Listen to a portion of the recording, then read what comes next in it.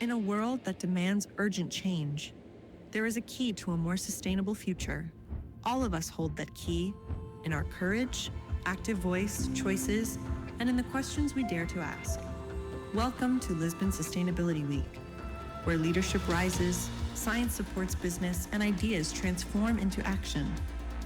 3 full days with world-class scientists, policymakers, CEOs, thinkers, doers, and you to challenge limits, build new tools, and unlock breakthrough solutions to build a more positive and prosperous future. Lisbon Sustainability Week 2025, empowering sustainable change.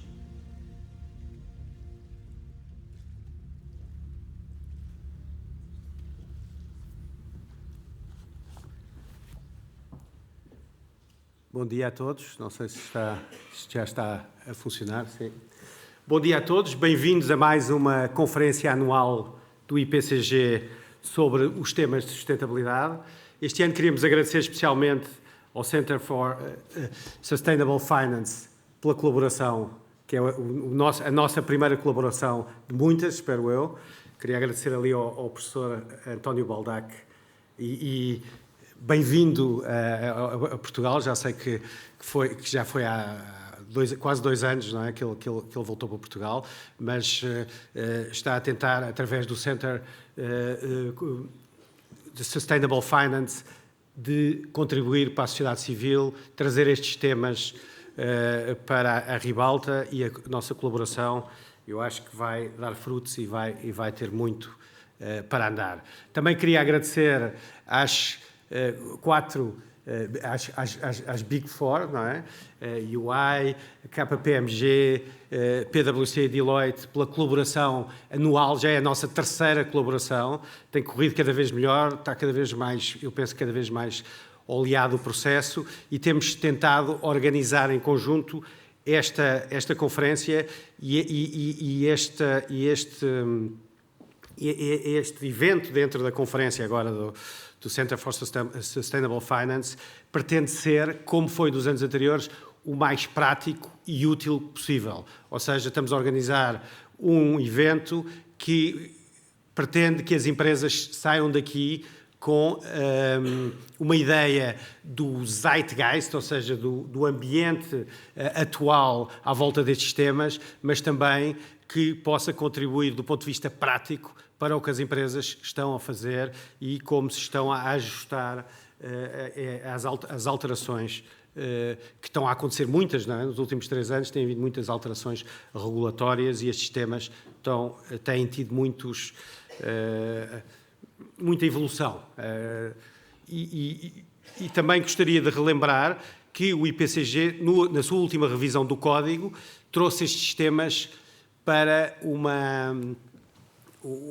a ribalta, de alguma forma, do Código, não é? E queria relembrar só o primeiro princípio que está inserido no Código, que diz que na sua organização, no seu funcionamento e na definição da sua estratégia, as sociedades contribuem para a promoção de objetivos de desenvolvimento sustentável definidos no quadro da Organização das Nações Unidas, em termos que sejam ajustados à natureza da sua atividade e à respectiva dimensão.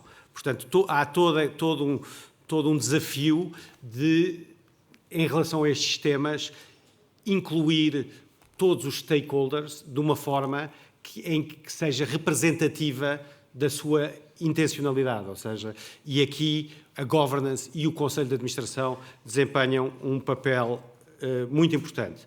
E hoje, na nossa conferência, vamos falar no primeiro painel, muito especificamente, do que as empresas estão a fazer em termos de alteração do modelo de negócio para se adaptarem exatamente a estas novas estratégias que estão a ser desenhadas com o auxílio dos stakeholders. E no segundo painel vamos falar com stakeholders muito importantes e vamos falar da questão do financiamento e do papel dos bancos no financiamento destes planos de transição, e também todos os anos tentamos um bocadinho tentar entender se estes assuntos fazem cada vez mais parte ou não do pricing do crédito ou dos investimentos, e em que medida as empresas têm que levar isso cada vez mais em consideração nas suas decisões de financiamento. Acabamos, last but not least, com os reguladores e que nos vão dar um ponto de situação do que tem evoluído, não é? Este ano, depois da Omnibus, há algumas alterações. Queremos saber em que é que o ambiente mudou, e eles vão nos dar uma ideia em que é que o ambiente mudou. E encerramos com o nosso Presidente do Conselho Geral, Pedro Rebelo de Sousa, com quem tenho colaborado ao longo dos últimos 3 anos e que no fundo é o meu chefe, não é? É quem me transmite a intencionalidade dos stakeholders do IPCG, sendo Presidente do Conselho Geral. Portanto, eu tento também, no IPCG, tentamos ter uma governance consistente e que faça sentido. Agradeço a todos a vossa presença aqui hoje. Não me queria demorar muito mais e vou dar então a palavra aos painéis. Muito obrigado.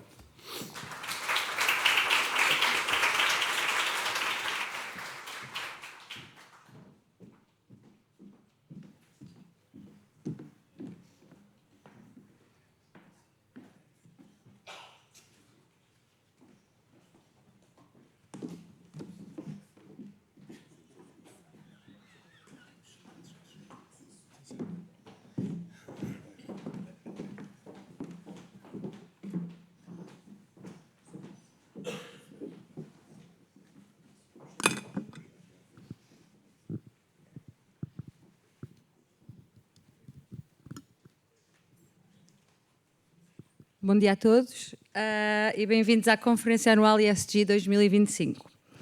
O meu nome é Ana Bebiano, eu sou Diretora-Geral do IPCG desde outubro do ano passado e é para mim um enorme prazer moderar este primeiro painel intitulado A Transformação dos Modelos de Negócio num Contexto Regulatório em Evolução.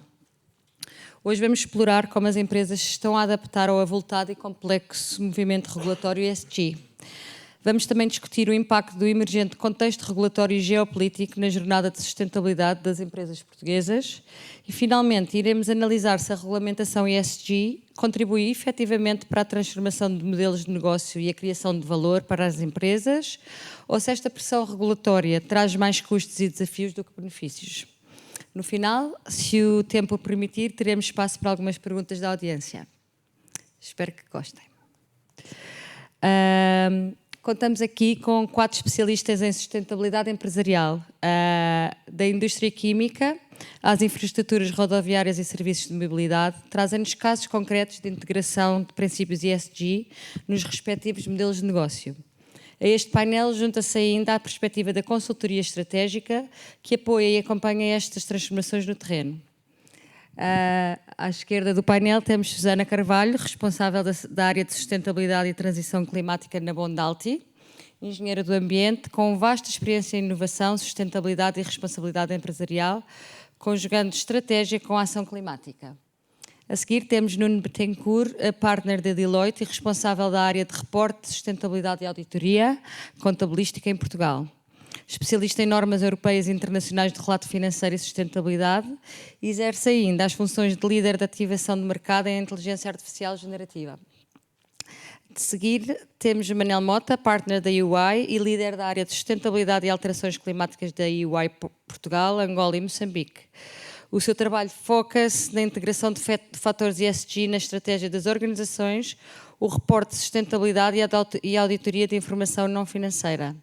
Finalmente, aqui à minha esquerda imediata, tenho Franco Caruso, diretor de sustentabilidade do Grupo Brisa, com experiência de mais de 20 anos na área de sustentabilidade, designadamente no desenvolvimento e implementação desta área no Grupo Brisa.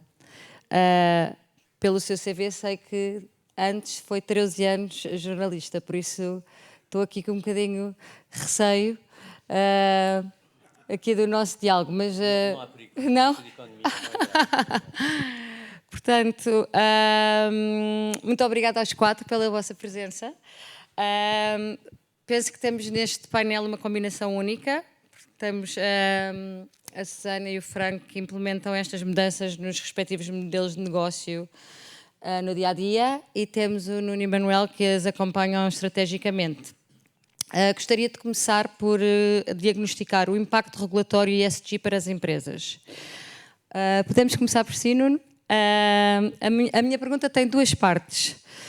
Quais foram os principais desafios, pain points, que encontrou nas organizações com quem trabalha ao lidar com esta avalanche inicial de obrigações relacionadas com sustentabilidade? E depois a segunda parte acha que o pacote Omnibus vem ajudar essas organizações e de que forma? Ok. Obrigada. Obrigado, Ana. Bom dia a todos.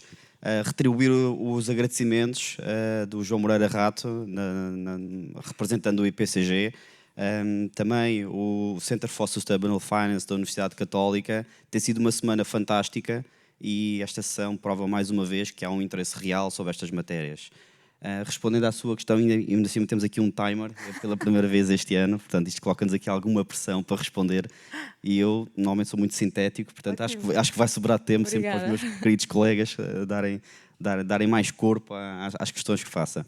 Vamos lá ver, desafios que nós assistimos agora mais recentemente na implementação de normas de reporte, de mecanismos de captura de informação. Eu gostaria de destacar se calhar 2 grandes desafios que me parece que ainda estão em processo de serem endereçados pelas organizações, e gostaria de destacar e terminar se calhar com 2 desafios que me parece que foram endereçados com bastante sucesso.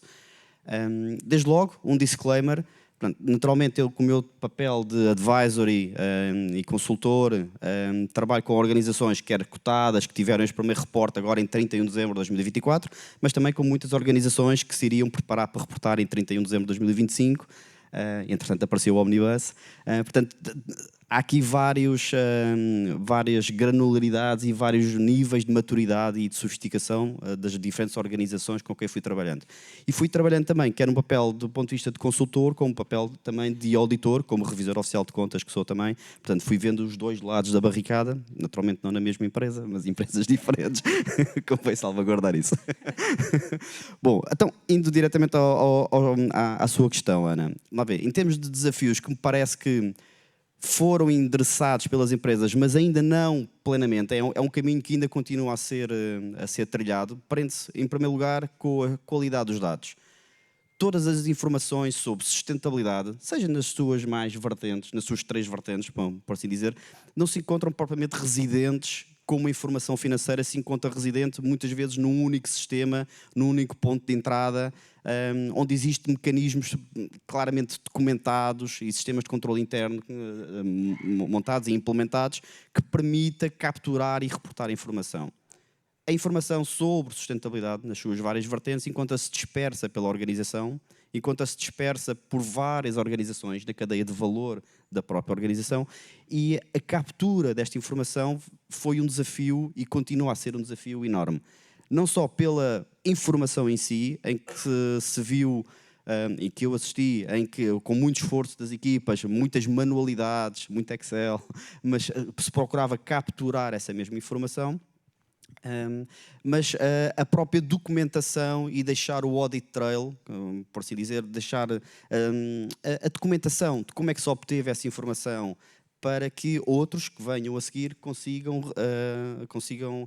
refazer esse mesmo percurso. Portanto, eu diria que este é um desafio que, apesar de ter sido endereçado no momento do reporte, eu diria que a documentação, a identificação de riscos associados a este novo fluxo de informação, a identificação de controlos para mitigar esses mesmos riscos, eu diria que é um caminho que ainda está a ser trilhado pelas organizações. De uma forma geral, claro, há sempre organizações que estou a referir em termos médios, organizações que já lá estão, que estão nos estádios de maturidade mais avançada, mas genericamente eu diria que este é um primeiro desafio. Um outro segundo desafio tem a ver com tecnologia, que parece também que é um desafio que carece ainda de ser melhor endereçado pelas organizações. O reporte de sustentabilidade, com a captura de informação, o trabalhar a informação e reportar a informação, carece de modelos de sistemas de informação diferentes, integrados com modelos de informação, de reporte de informação financeira, e vi em muitas organizações ainda fazer um pouco a prata da casa. Estão novos players da IT a posicionarem-se para aportarem valor às organizações em termos de captura desta informação e reporte desta informação, mas parece-me que é um caminho que está a ser trilhado. Dois aspectos positivos, terminando aqui nos últimos 30 segundos. Agregação da organização. Em outros fóruns, em outros anos, eu avancei com um dos desafios seria a agregação da organização. O que é que eu quero dizer com isto? Com o compromisso dos órgãos de governo, da Comissão Executiva, do Conselho de Administração, dos órgãos de fiscalização, em redor deste objetivo ambicioso que as organizações teriam que enfrentar. E eu vi, genericamente, que isso foi alcançado. Portanto, foram criados comitês, foi pensado de uma forma transversal aos vários comitês das organizações os temas de sustentabilidade. Estas sessões, este é mais um exemplo, contribuíram imenso para criar o awareness e a necessidade e a preocupação. Portanto, eu acho que isso foi um marco positivo que eu assisti nas organizações. E, por fim, um outro sucesso tem a ver com a própria auditoria. Não assisti, quer em Portugal, quer internacionalmente, a qualificações, a reservas nos relatórios de auditoria. Isto é sinal que no final do dia as coisas acabaram por correr bem. E, genericamente, os relatórios de auditoria sobre o reporte de sustentabilidade são o que nós chamamos de limpos, com uma outra menção em termos de parágrafos de ênfase, mas não há propriamente qualificações genericamente no espaço europeu. O que acho que é positivo em termos de organizações e em termos da própria prática de fiscalização deste mesmo reporte. Perfeito. Então, pelo que percebo, os maiores desafios é data e tecnologia, mas as boas notícias é que realmente os órgãos estão on board e parece que é um comboio que não vai parar. Sim. Acabei por não responder à sua última questão. Fiquei sem tempo sobre o tema do Omnibus. Em 15 segundos diria que se é bom ou mau, e depois até vamos ter painéis dedicados a isso, eu diria que é bom e mau. Portanto, ou seja, é bom porque as organizações têm mais tempo para pensar, o que é ótimo. Eu acho que pode ser mau porque se pode perder algum momentum que se criou e que, fazendo este período de standstill, pode haver aqui algum retrocesso. Pronto, sinteticamente. Obrigada, Nuno. Isto leva-me, interessantemente, para uma pergunta que tinha para a Susana. Que gostaria de saber qual o impacto deste novo contexto regulatório, um bocadinho mais leve, talvez, e bem como o contexto geopolítico na jornada de negócio sustentável da Bondalti. Portanto, refiro-me ao Omnibus, à administração de Trump. Sente que este backlash ou simplificação teve algum impacto na vossa jornada? Ok. Bom dia a todos, bom dia novamente ao painel e antes de mais agradecer novamente o desafio e agradecer o convite para estar aqui presente e parabéns pela iniciativa que me parece estar a ser de bastante sucesso mais uma vez. Eu gostava, Ana, só de voltar um bocadinho aqui atrás e obviamente vou falar da experiência da Bondalti, mas antes de entrar nas tecnicidades, como o Nuno estava a referir, que também nos tocam a todos, acho que é importante clarificar que antes da eleição do presidente Trump e do próprio lançamento do pacote Omnibus e do famoso Stop the Clock, já havia um movimento na Europa para a simplificação dos processos. Portanto, mesmo a nível da Comissão Europeia já havia essa tendência e recordemos o famoso relatório Draghi, que apontava para todas estas questões relacionadas com competitividade. Mas acredito que as obrigações regulatórias também não podem ser, digamos, o bode expiatório para os problemas que encontramos na Europa ou no mundo, nomeadamente na Europa, em termos de, por exemplo, competitividade ou até de questões sociais, polémicas que temos vindo a assistir, não é? E para dar um exemplo, desde 1996, que em termos de investimento em investigação e desenvolvimento por PIB em cada país no mundo, nós assistimos a Europa atrás de países como Estados Unidos da América, Japão, Coreia do Sul e até Israel, e com a China a aumentar desde 2010 e rapidamente ultrapassar alguns países europeus. E, portanto, temos que racionalizar de forma muito pragmática como é que interpretamos a questão da competitividade e não colocar o ónus todo no excesso de regulação, principalmente nesta área da sustentabilidade. Mesmo a nível mundial, e estou a olhar aqui para dados, por exemplo, publicados pela World Favor, nós temos várias localizações geográficas onde já existiam muitas exigências, requisitos regulamentares, em termos de devida diligência. Por exemplo, temos até, por exemplo, Hong Kong, Modern Slavery Bill de 2017, temos Singapura, Nova Zelândia, México, Índia, Child Labour Act, todos eles alinhados com os direitos humanos e até com os princípios do Pacto Global das Nações Unidas. Outro dado importante, temos, se olharmos para o mapa mundo, em termos de o nível de implementação de políticas e planos para compras sustentáveis no setor público a nível global, em 2022, quais é que eram os países que apresentavam o maior índice de implementação? Estados Unidos da América, China e depois Europa, América do Sul, Costa Oeste. Acho que estes dados são importantes para refletirmos, de facto, e na forma como encaramos esta evolução ou esta disrupção na regulação e regulamentação. No caso da Bondalti, a Bondalti começou a sua jornada em sustentabilidade há muito tempo e, portanto, eu diria que um bom exemplo e uma evidência disso é, de facto, o número de relatórios de sustentabilidade e relatórios integrados que publicou anualmente já há vários anos e, portanto, havia desde sempre um claro alinhamento estratégico com o board e com o acionista para esta visão estratégica e para uma melhoria contínua na implementação na empresa. Em 2023, a Bondalti iniciou a sua jornada de preparação para a resposta às 3 grandes diretivas, não é? Principalmente a CSRD, CSDDD, taxonomia e, portanto, começámos a fazer o nosso trabalho de diagnóstico e implementação exatamente para testar o sistema, identificar falhas e poder atuar antes que nos fosse diretamente aplicável.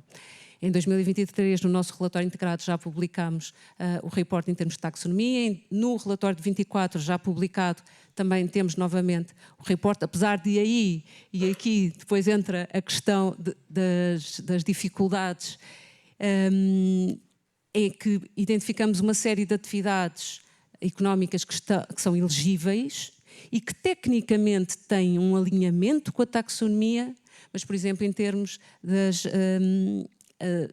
salvaguardas mínimas, existem dificuldades em evidenciar tudo aquilo que, por exemplo, os auditores necessitam para cumprir o seu trabalho. Portanto, há aqui muitas lacunas ou temas a limar, arestas a limar, para efetivamente conseguir, mas a verdade é que é possível e, portanto, não é o fim do mundo. Agora, em termos do Omnibus, o que é que nós sentimos? Eu acho que foi uma boa notícia, na verdade, e isto pode ser assim um bocadinho polémico, uma gestora de sustentabilidade estar a dizer isto, mas eu diria que quando chegou a notícia, houve muito fuzz e muitas pessoas estavam preocupadas. Eu provavelmente fui das pessoas que se manteve mais calma, exatamente porque interpreta a regulação como uma ferramenta fundamental, tem que existir, ela uniformiza, dá-nos capacidade de comparar, dá-nos uma base de confiança. Quem é ou qual é o negócio aqui que gostaria de trabalhar num mercado onde que não fosse regulado ou que não houvesse regulamentação palpável? Não é? Eu relembro que muitas empresas portuguesas deixaram de atuar no mercado angolano muito por temas de compliance e de ética. E, portanto, isto é importante que exista, isto é uma base comercial importante, relevante para haver confiança nos negócios e precisamos dela. Por outro lado, o Omnibus deu-nos tempo, deixou-nos capacidade para respirar e implementar de forma mais estruturada. Aquilo que tínhamos que concentrar em 1 ano ou 2 de forma meio atrapalhada, dá-nos tempo para fazer de forma estruturada e permitir realmente essa transformação interna que é necessária, nomeadamente para os temas como o Nuno referiu, de ter plataformas digitais que permitam robustecer o processo de reporting, ter dados rigorosos, consolidados e facilmente auditáveis também. Portanto, todo esse esse processo demora muito tempo em organizações maiores e mais complexas, e é preciso esse tempo para alcançar os resultados que todos pretendemos. Portanto, eu diria que, assim como os testes de stress na banca, eu acho que foi um bom teste de stress para as organizações, este push. Acho que é importante agora aproveitar o tempo e continuar a implementar. Na Bondalti vamos continuar nossa jornada, a implementar progressivamente, alinhando com essas boas práticas e essas boas indicações que nos vêm da regulamentação, para conseguir, de facto, transformar o negócio. Eu diria que a boa notícia é que, para as organizações, há uns anos, quem trabalhava em sustentabilidade dizia que uma organização limitava-se a ser compliant, era uma conotação muito negativa. Hoje em dia, dizer que uma organização é compliant, fully compliant, é um motivo de orgulho e de liderança. E dá muito trabalho. Muito obrigada, Susana.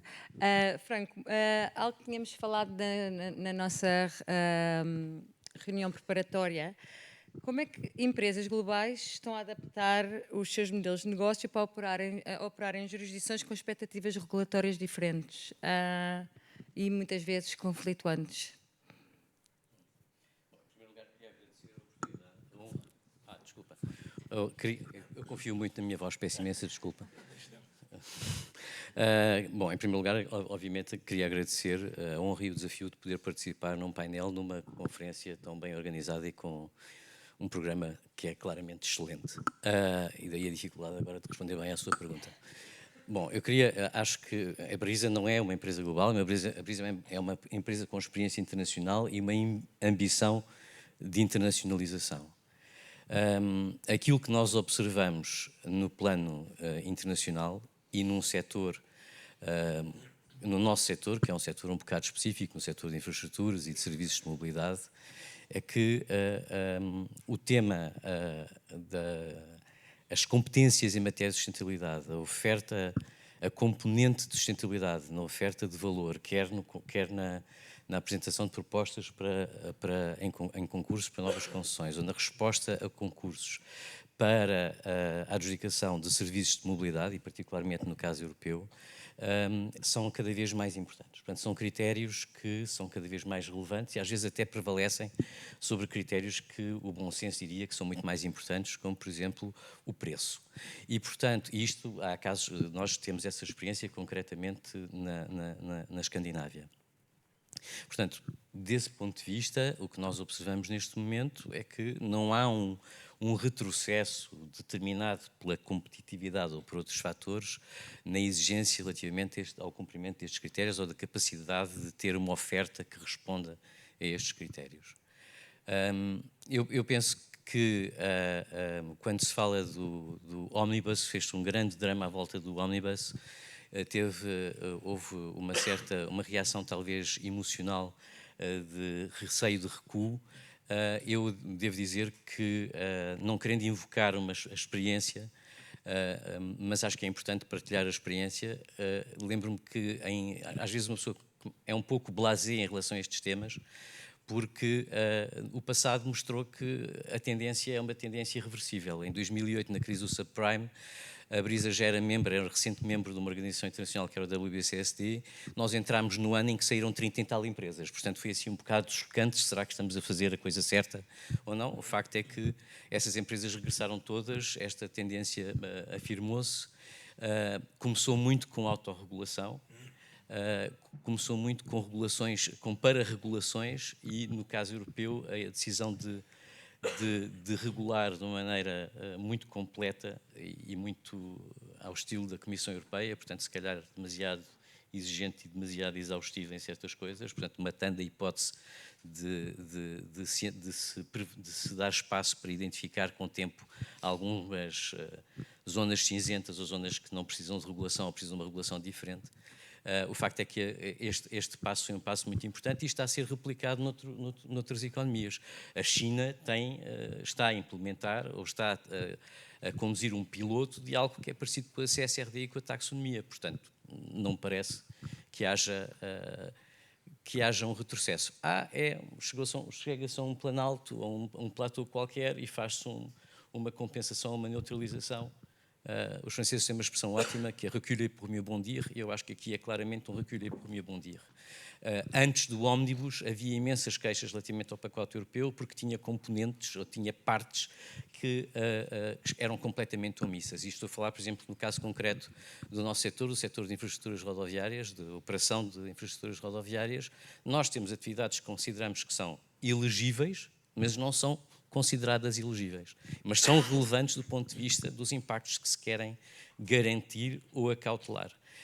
E por isso, já antes do Omnibus, havia discussões em vários fóruns de influência junto da Comissão Europeia para haver ou regulamentação setorial ou um aperfeiçoamento da regulação existente. Portanto, o Omnibus marca um compasso de espera que nos permite a nós, particularmente Brisa, ganhar 2 anos para nos podermos organizar, podermos tratar melhor informação, para eventualmente podermos identificar soluções de inteligência artificial que nos permitam processar, tratar dados e, portanto, tirar valor desses dados, valor efetivo que nos permita progredir mais, e permitiu também, deu algum folgo a um setor de economia que é muito importante no contexto europeu, que são as pequenas e médias empresas que, penso eu, à escala europeia, estavam todas a sentir uma espada de Damócles em cima da cabeça com um fio muito, muito fino, pronto a romper-se. Portanto, isto foi, acho que o Omnibus foi um gesto de bom senso e que não pode ser interpretado como um retrocesso.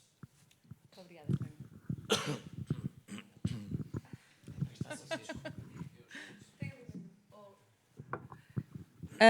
Muito obrigada, Franco. Manel, e finalmente para si, como é que a UI sente o mercado neste contexto simplificado de exigências de reporte? Bom, eu estou com imensa dificuldade a falar. Vou tentar falar baixo, com calma, agradecer de uma forma também simplificada e, avançando aqui, eu acho que é importante primeiro reforçar o papel da regulação. Eu acho que é muito importante o papel da regulação. Pode haver muita, pode haver pouca, mas é importante, permite comparabilidade, traz fiabilidade, rastreabilidade aos dados. E, portanto, isto faz o mundo crescer de uma forma saudável. Eu acho que atrai investimento.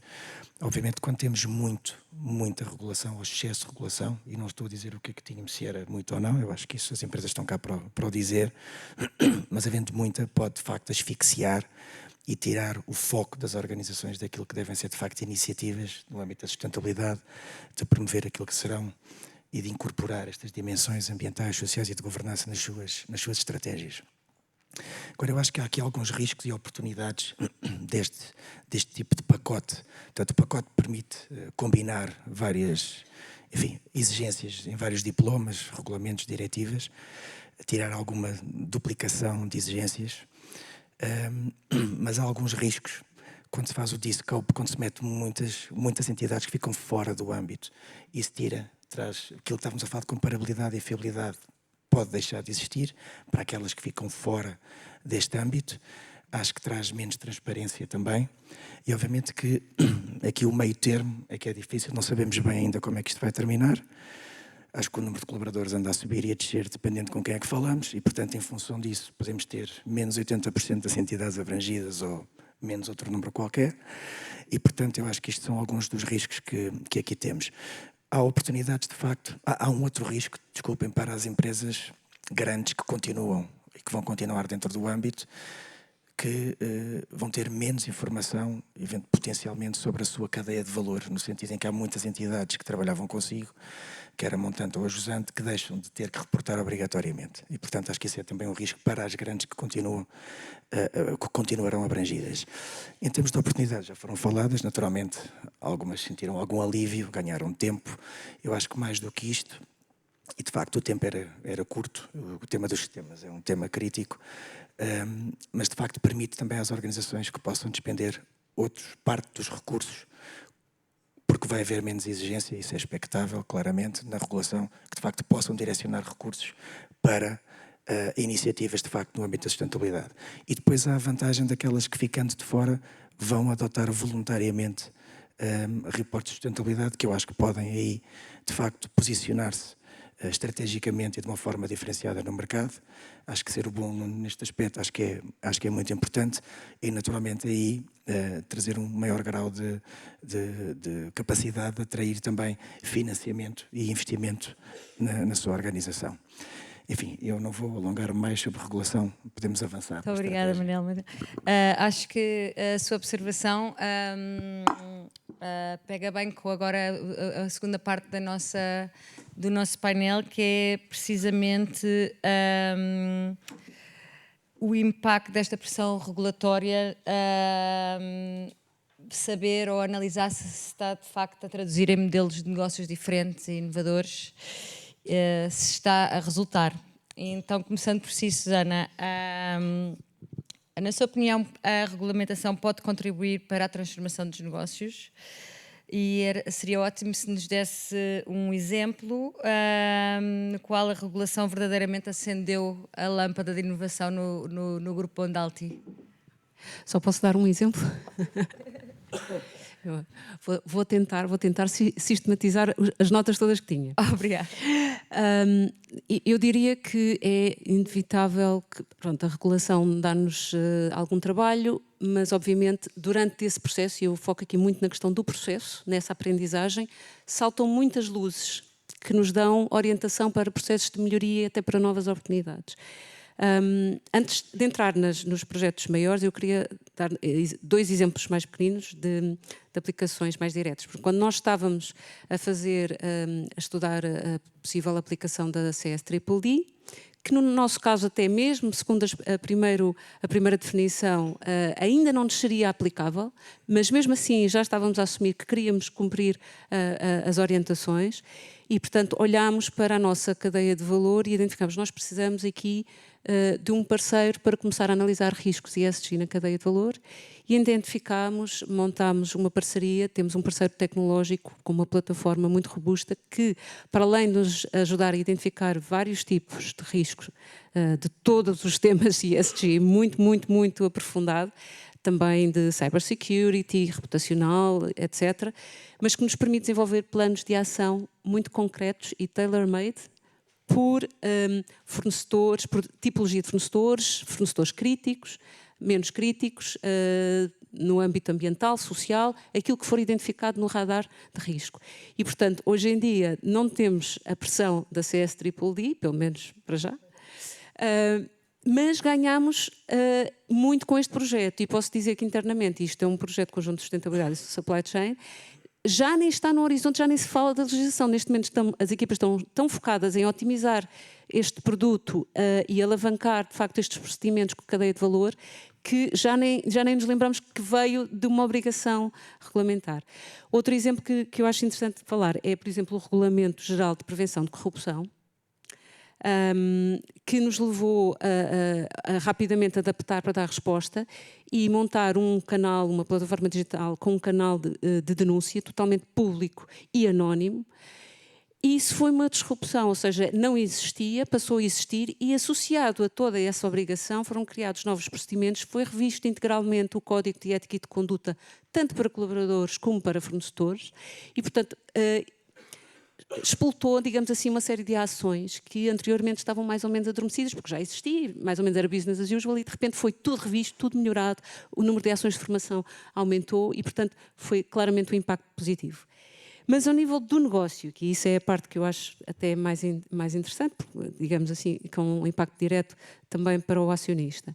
O pacote Fit for 55 impulsionou uma série de novos negócios na Bondalti. Por exemplo, para responder às metas do Critical Raw Materials Act para 2030, com vista a suprir 40% das necessidades de minerais na Europa, a Bondalti apostou no negócio da refinação do lítio, nomeadamente tivemos já o lançamento de uma spin-off, a Lithium, que tem como objetivo, de facto, fornecer hidróxido de lítio refinado para a cadeia de valor das baterias de lítio para os veículos elétricos, com capacidade de fornecer o necessário para as baterias de 2 milhões de veículos elétricos a partir de 2030, na Europa.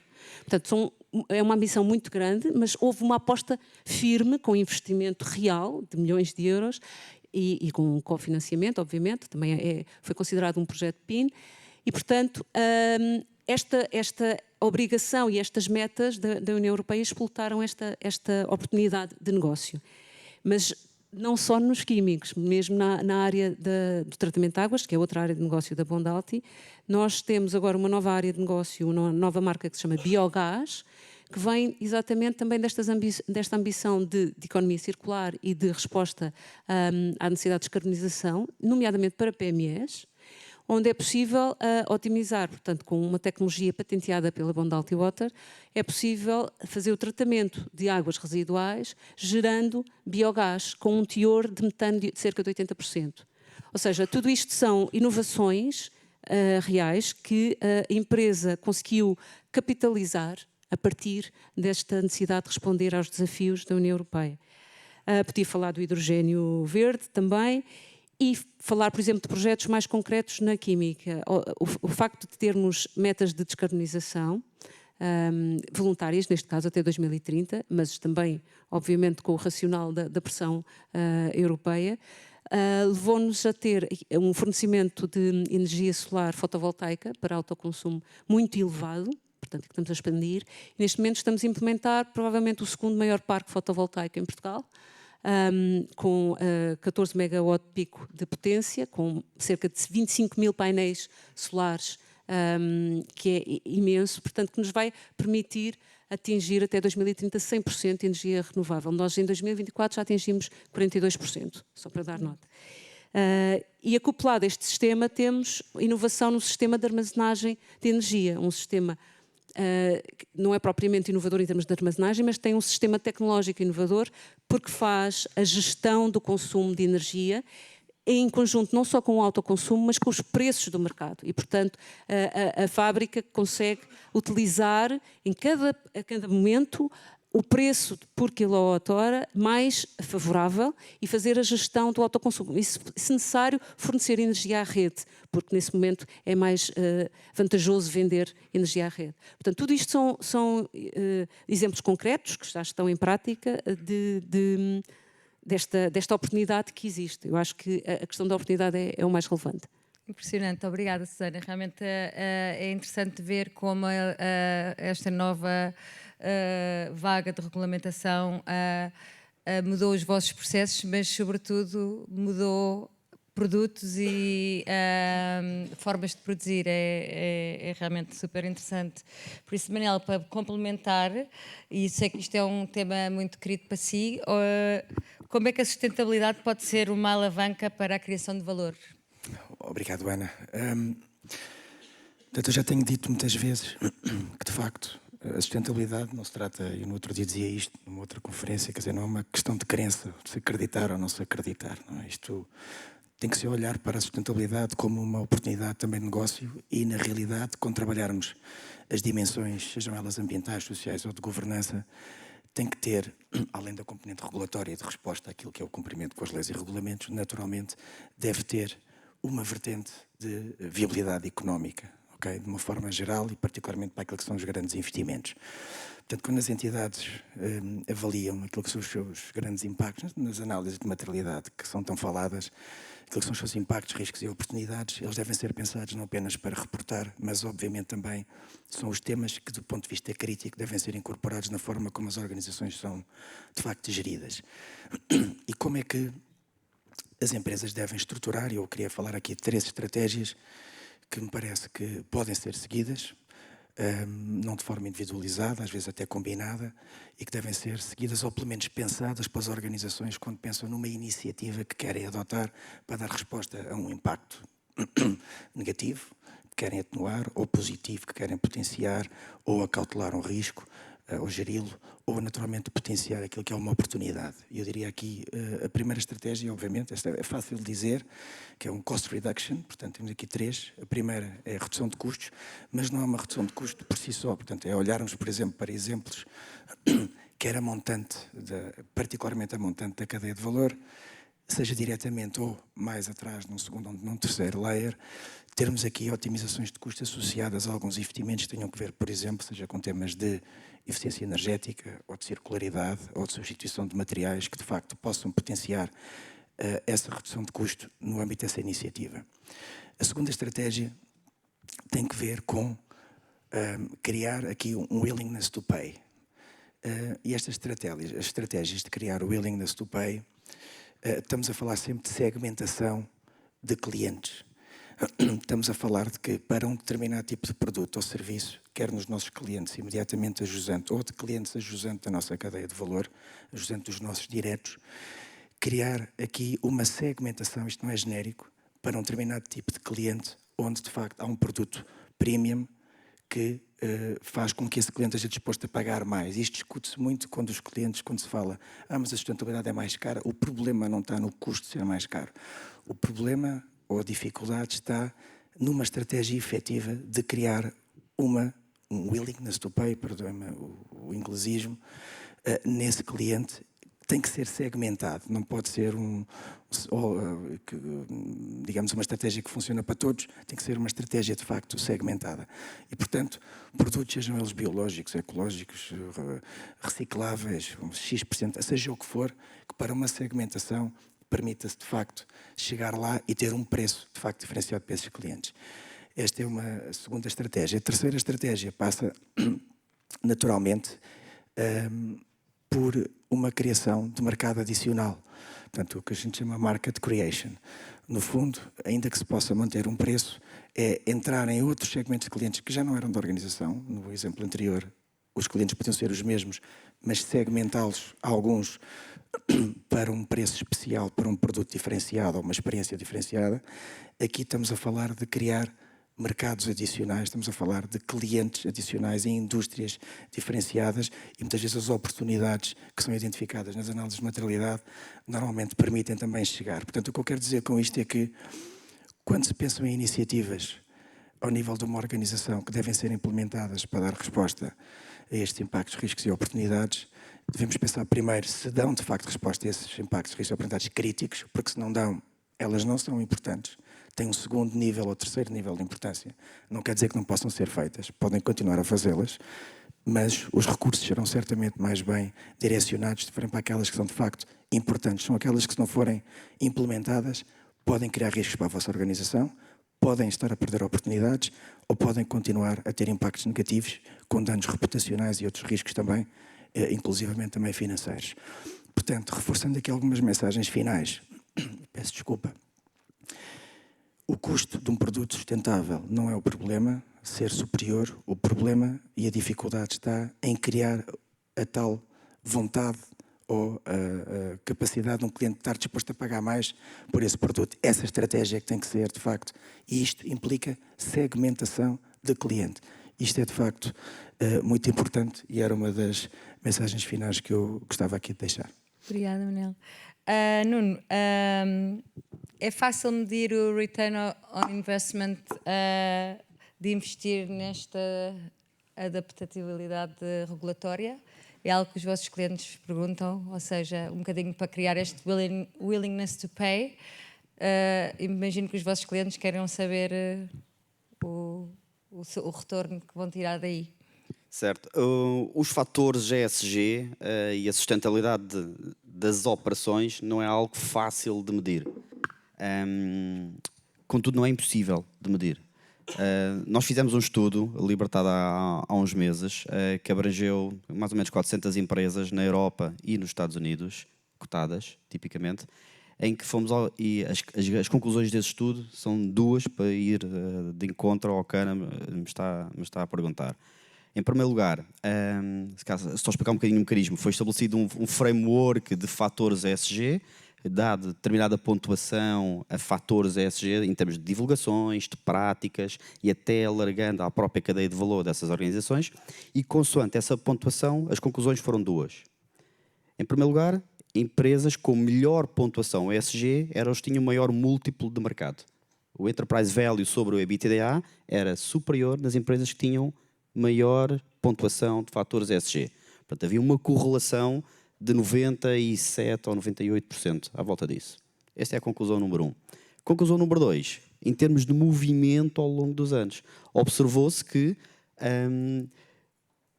uma variação nos fatores de sustentabilidade, portanto, quanto mais práticas sustentáveis as organizações internalizassem nas suas operações, maior impacto isso teria na sua valorização de mercado. Ao longo de 3 anos observou-se e conseguiu-se mensurar. Portanto, uma valorização na pontuação dos fatores ESG em 10 pontos percentuais corresponderia a uma valorização do Enterprise Value sobre o EBITDA em 1,2.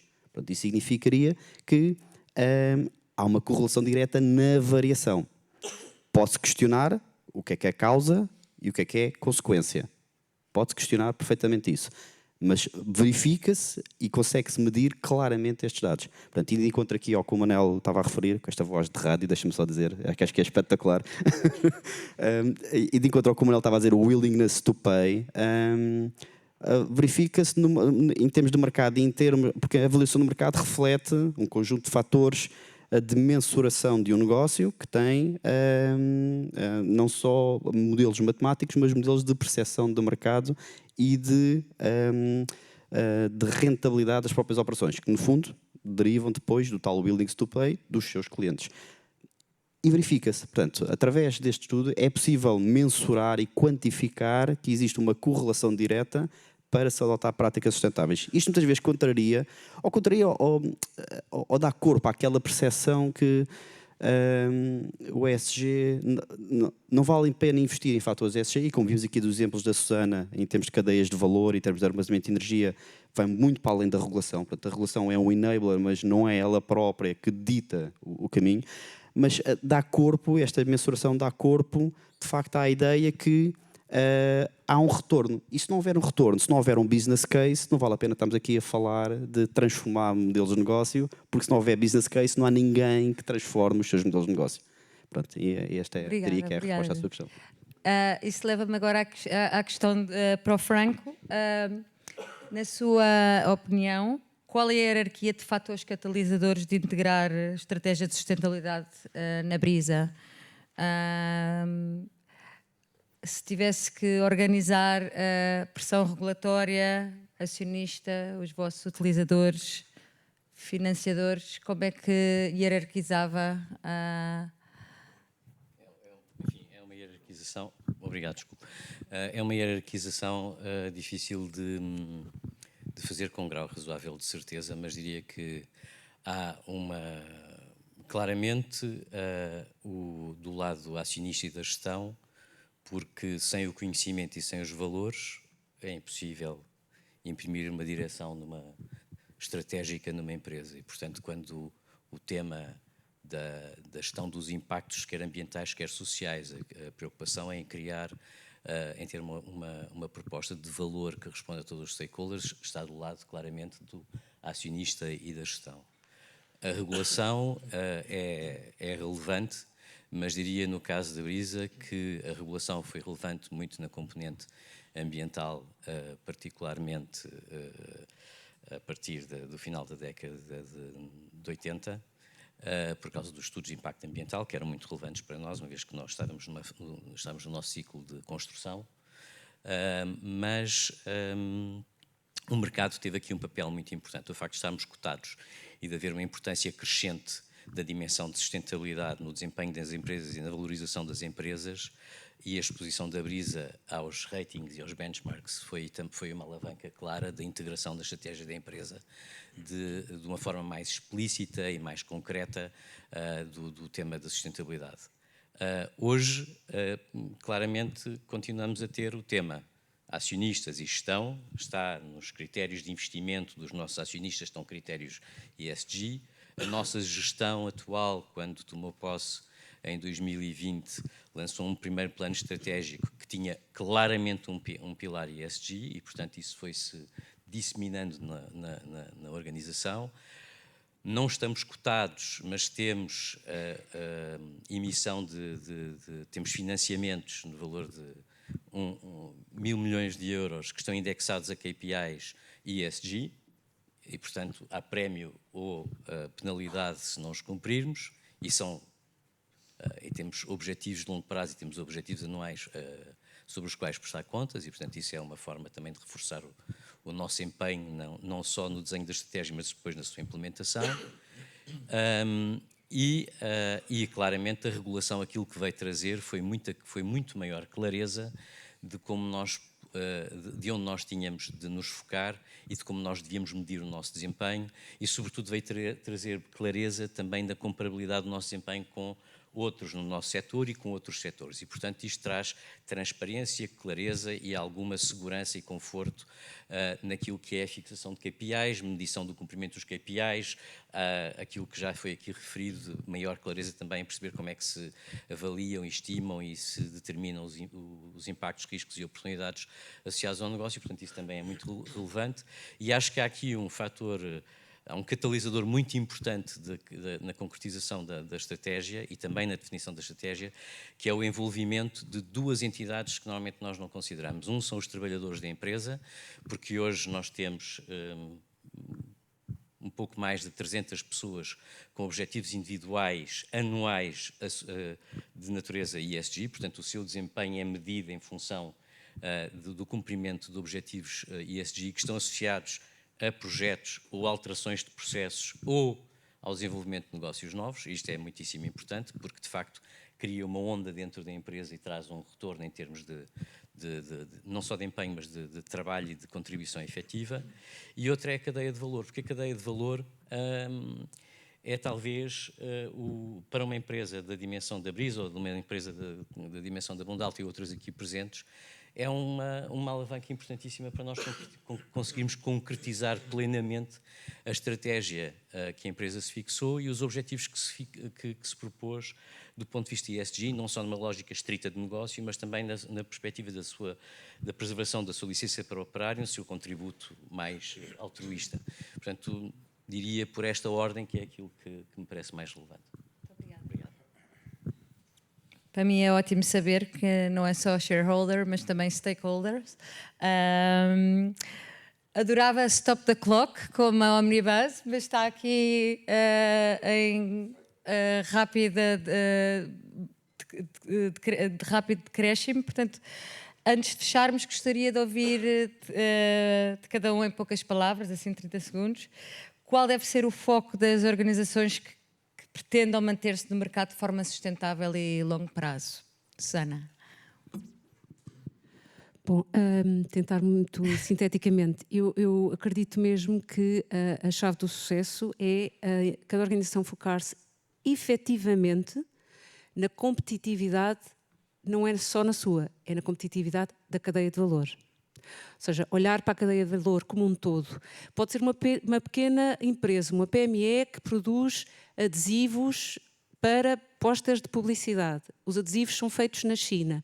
Se aquela empresa fizer parte de uma cadeia de valor de uma grande empresa, ela vai ser escrutinada, vão-lhe ser exigidos certos requisitos, vai-lhe ser exigida determinada informação que vai ter que saber responder. Portanto, ninguém vai ficar fora. Portanto, olhar para a cadeia de valor. E diria que em três, digamos, grandes temas para refletir, eu diria que responsabilidade e compromisso. E claramente é uma jornada, não se consegue tudo num dia, portanto, esse compromisso vai ser valorizado pelos clientes, certamente. Transparência e colaboração, até para gerir ecossistema e inovação. E mudar a visão de sucesso, ou seja, deixar de olhar só para o retorno para o acionista como um objetivo, mas passar a ser um resultado natural de uma boa gestão. Muito obrigada, Susana. Nuno? Chave para o sucesso, relacionado com este tema da sustentabilidade, assim, em poucas palavras, não deixem este tema para as pessoas da sustentabilidade. Apenas. Essa é uma provocação aqui aos meus colegas de painel. Portanto, incorporem na estratégia da empresa, integrem na estratégia da empresa e faz tudo parte de uma estratégia da organização. Obrigado. Bom, 3 pontos que eu diria. Primeiro, capitalizem naquilo que foi a vossa análise de materialidade. Se não o fizeram, façam-na. Percebam o que é que são esses impactos, riscos e oportunidades e percebam quais é que são os mais críticos para incorporar. Segundo ponto, reconheçam a vossa vulnerabilidade enquanto organização para solucionar alguns dos desafios que têm. Não conseguem fazê-lo sozinho e, portanto, encontrem parcerias com stakeholders diversos, incluindo os próprios concorrentes, muitas vezes que os desafios são idênticos e é na indústria que muitas vezes encontramos essas soluções. E um terceiro ponto, capitalizem nestas 3 estratégias, enfim, é a minha sugestão, seja de cost reduction, willingness to pay ou market creation, para identificar e valorizar se essas iniciativas de facto têm associada um potencial económico. Franco, finalmente. Acho que o conselho a dar é levar o tema a sério, compreender e aceitar que a sustentabilidade é uma função tão relevante como uma função financeira numa empresa ou outras funções, na prática torná-la permeável, transversal a todas as atividades e a todas as funções da empresa e a todos os negócios. Enquanto for um negócio de uma atividade de especialidade, é só um nicho, uma coisa, um nice to have, não vai materializar-se em nada de concreto. Tudo o resto já foi dito pelos meus colegas no painel, não vou aqui... Vou só concordar com o Nuno que a sustentabilidade não é um clube dentro das empresas, é uma função que tem de ser alargada a todos. Muito obrigada. Acho que ficou claro que estamos perante uma mudança de paradigma. Passamos de ver a regulamentação como um fardo, um burden, para a regulação como catalisador e driver de diferenciação competitiva. Mas também notamos que este novo paradigma é agora também balizado com a necessidade de equilibrar os objetivos regulatórios com a sustentabilidade económica e competitividade das empresas. Vai explodir. Infelizmente ficámos sem tempo para Q&A, mas eu estava aqui a ver o nosso tablet. Penso que não chegaram quaisquer perguntas, mas estejam à vontade quem quiser enviar-nos questões para mim ou para o painel. Eu depois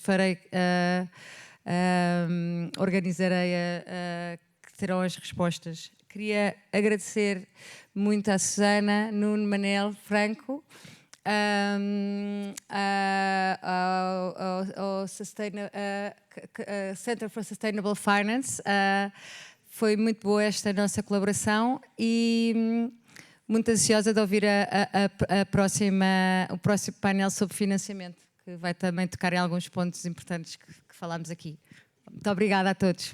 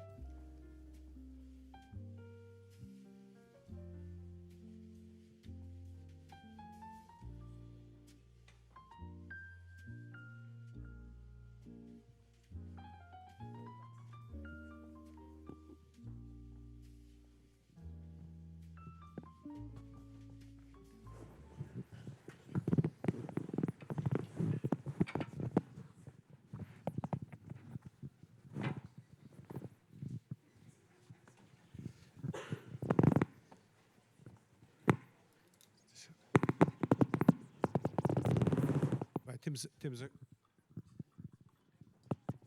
funcionar, não?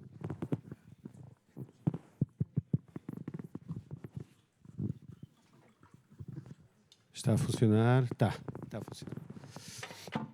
Sim, senhor. Vamos então agora aqui discutir o financiamento, como é que financiamos esta alteração dos modelos de negócio que foram discutidos no painel anterior. Acho que temos um grande painel aqui hoje. Nós já tivemos a oportunidade de discutir um bocadinho o que íamos falar em sessões preparatórias, mas penso que o painel aqui vai ser um painel muito útil. Temos aqui o Carlos, que nos vai explicar um bocadinho como está a correr a questão do financiamento das alterações de CAPEX para a descarbonização da empresa, não é? Temos também a Filipa, que nos vai explicar do lado da Caixa Geral de Depósitos como realmente os bancos estão a trabalhar com as empresas e a proximidade que exige este tipo de financiamento, que é um financiamento de muito mais longo prazo, não é? Temos a Cláudia, que pela primeira vez está neste painel e que representa a PwC, que connosco organiza esta conferência. O Pedro não, o Pedro já é repetente nestas, repetente no bom sentido, não é? Nestes painéis e, portanto, representa também a KPMG, connosco organiza e, portanto, desempenha aqui um papel muito importante, tanto a PwC como a KPMG tem uma proximidade muito grande em relação às empresas, a estas e não só, e, portanto, veem um universo muito grande de experiências e vão-nos ajudar a identificar o que se está a passar em vários setores. Mas começaria aqui pelo Carlos, não é? E pela forma como se está a alterar a forma como trabalham com os bancos, não é? Exatamente para poderem financiar o CAPEX necessário para estes planos de descarbonização, para esta alteração do modelo de negócio, que envolva uma estratégia de médio e longo prazo e, portanto, no fundo, uma forma de comunicação entre as empresas e os financiadores muito mais contínua, muito mais regular, e pedi-lhe então para falar um bocadinho sobre a nova forma como está a decorrer este processo. Não é? Obrigado pelo convite. Eu, se calhar, para ajudar aqui um bocadinho, preciso dar um bocadinho de contexto sobre a nossa indústria onde nós estamos. Eu trabalho na Cecil. A Cecil é uma empresa de materiais de construção, nomeadamente cimento, que depois dá uso ao betão.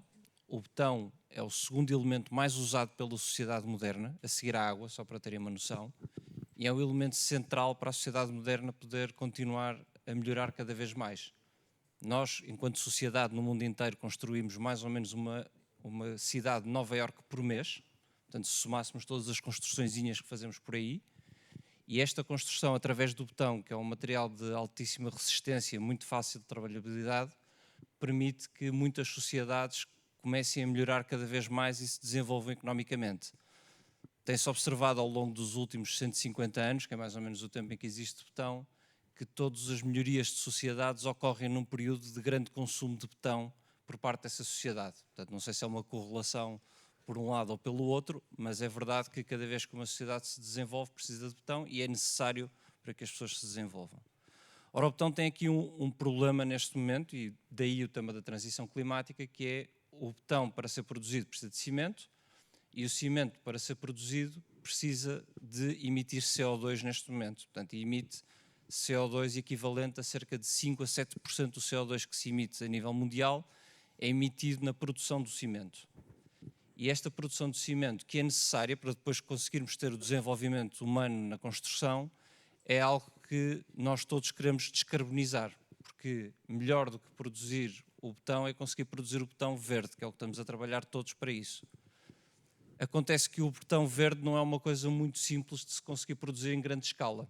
É uma das indústrias que nós chamamos hard to abate, ou difíceis de descarbonizar, para o qual é necessária muita tecnologia e muito investimento para conseguir a sua descarbonização. É de tal forma que a previsão de descarbonização do betão está até ao ano 2050. Nós provavelmente não conseguimos descarbonizar totalmente o betão antes do ano de 2050. Já temos feito muito trabalho até agora. O trabalho vai ser cada vez mais difícil, porque todas aquelas medidas fáceis nós já as executamos e estamos a entrar agora em fases em que é necessário muito investimento, muito CAPEX, como dizia o João.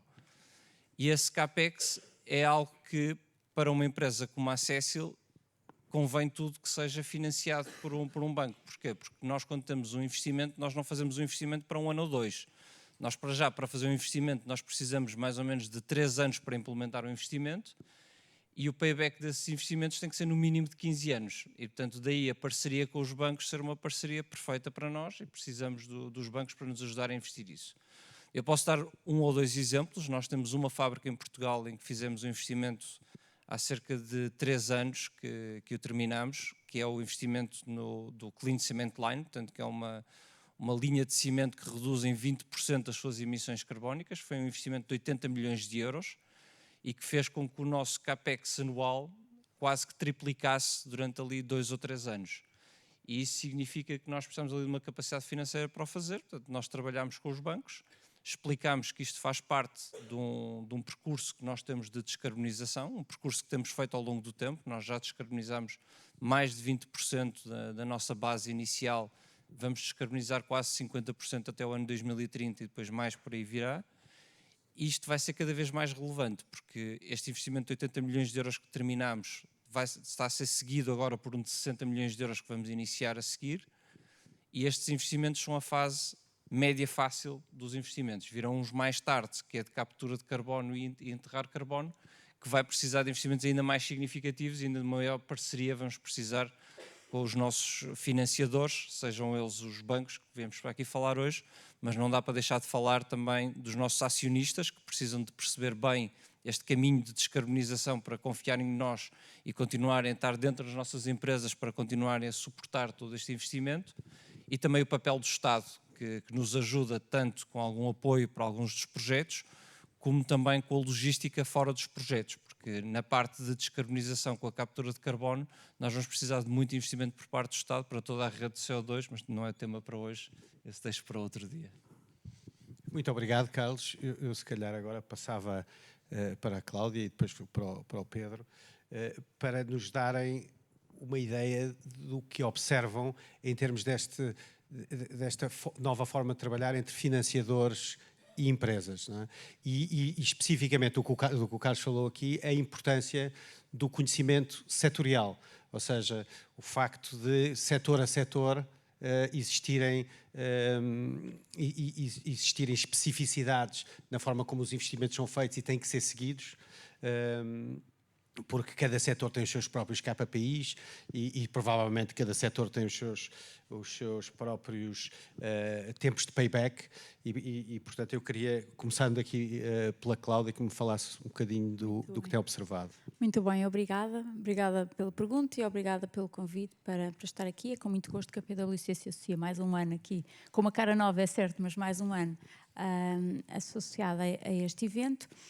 E então, partilhando um pouco daquilo que é a minha perspectiva sobre como é que tem evoluído este processo e esta relação entre financiadores e financiados. Na verdade, o que me parece é que, depois de uma fase inicial em que eu diria que o setor financeiro foi muito pressionado para começar a mostrar de que forma é que já estava a financiar a transição para uma economia mais sustentável, com acompanhamento por parte do BCE, com um conjunto de exigências que foram na altura uma novidade para a banca. A partir desse momento a banca começou a abordar, não será aqui o caso, porque aqui estamos a falar de uma grande empresa que tem já um plano de investimento nestas áreas, mas a verdade é que a própria banca foi obrigada a definir metas, a ter monitorização relativamente ao que financia e aos setores que financia e em que condições financia, e, portanto, começou a ter uma postura e um diálogo sobre estes temas com os seus clientes. E isso é algo que tem um contributo, quer do ponto de vista da própria empresa que vai ser financiada, provavelmente em melhores condições, depois se calhar vamos falar sobre isso, mas também do ponto de vista daquilo que é até a promoção desta transição, ou seja, também de alguma forma a banca ficou aqui com um papel de levar este tema para as agendas das empresas, e isso é algo que começa a ser visto, por um lado, por abordagens cada vez mais setoriais, ou seja, como os bancos têm metas de descarbonização por setor, também desenvolvem abordagens setoriais e, portanto, também procuram junto dos seus clientes ajudá-los a perceber em que medida é que conseguem descarbonizar e que financiamentos são necessários, se investimentos estão previstos já ou não, e apoiá-los nesse sentido.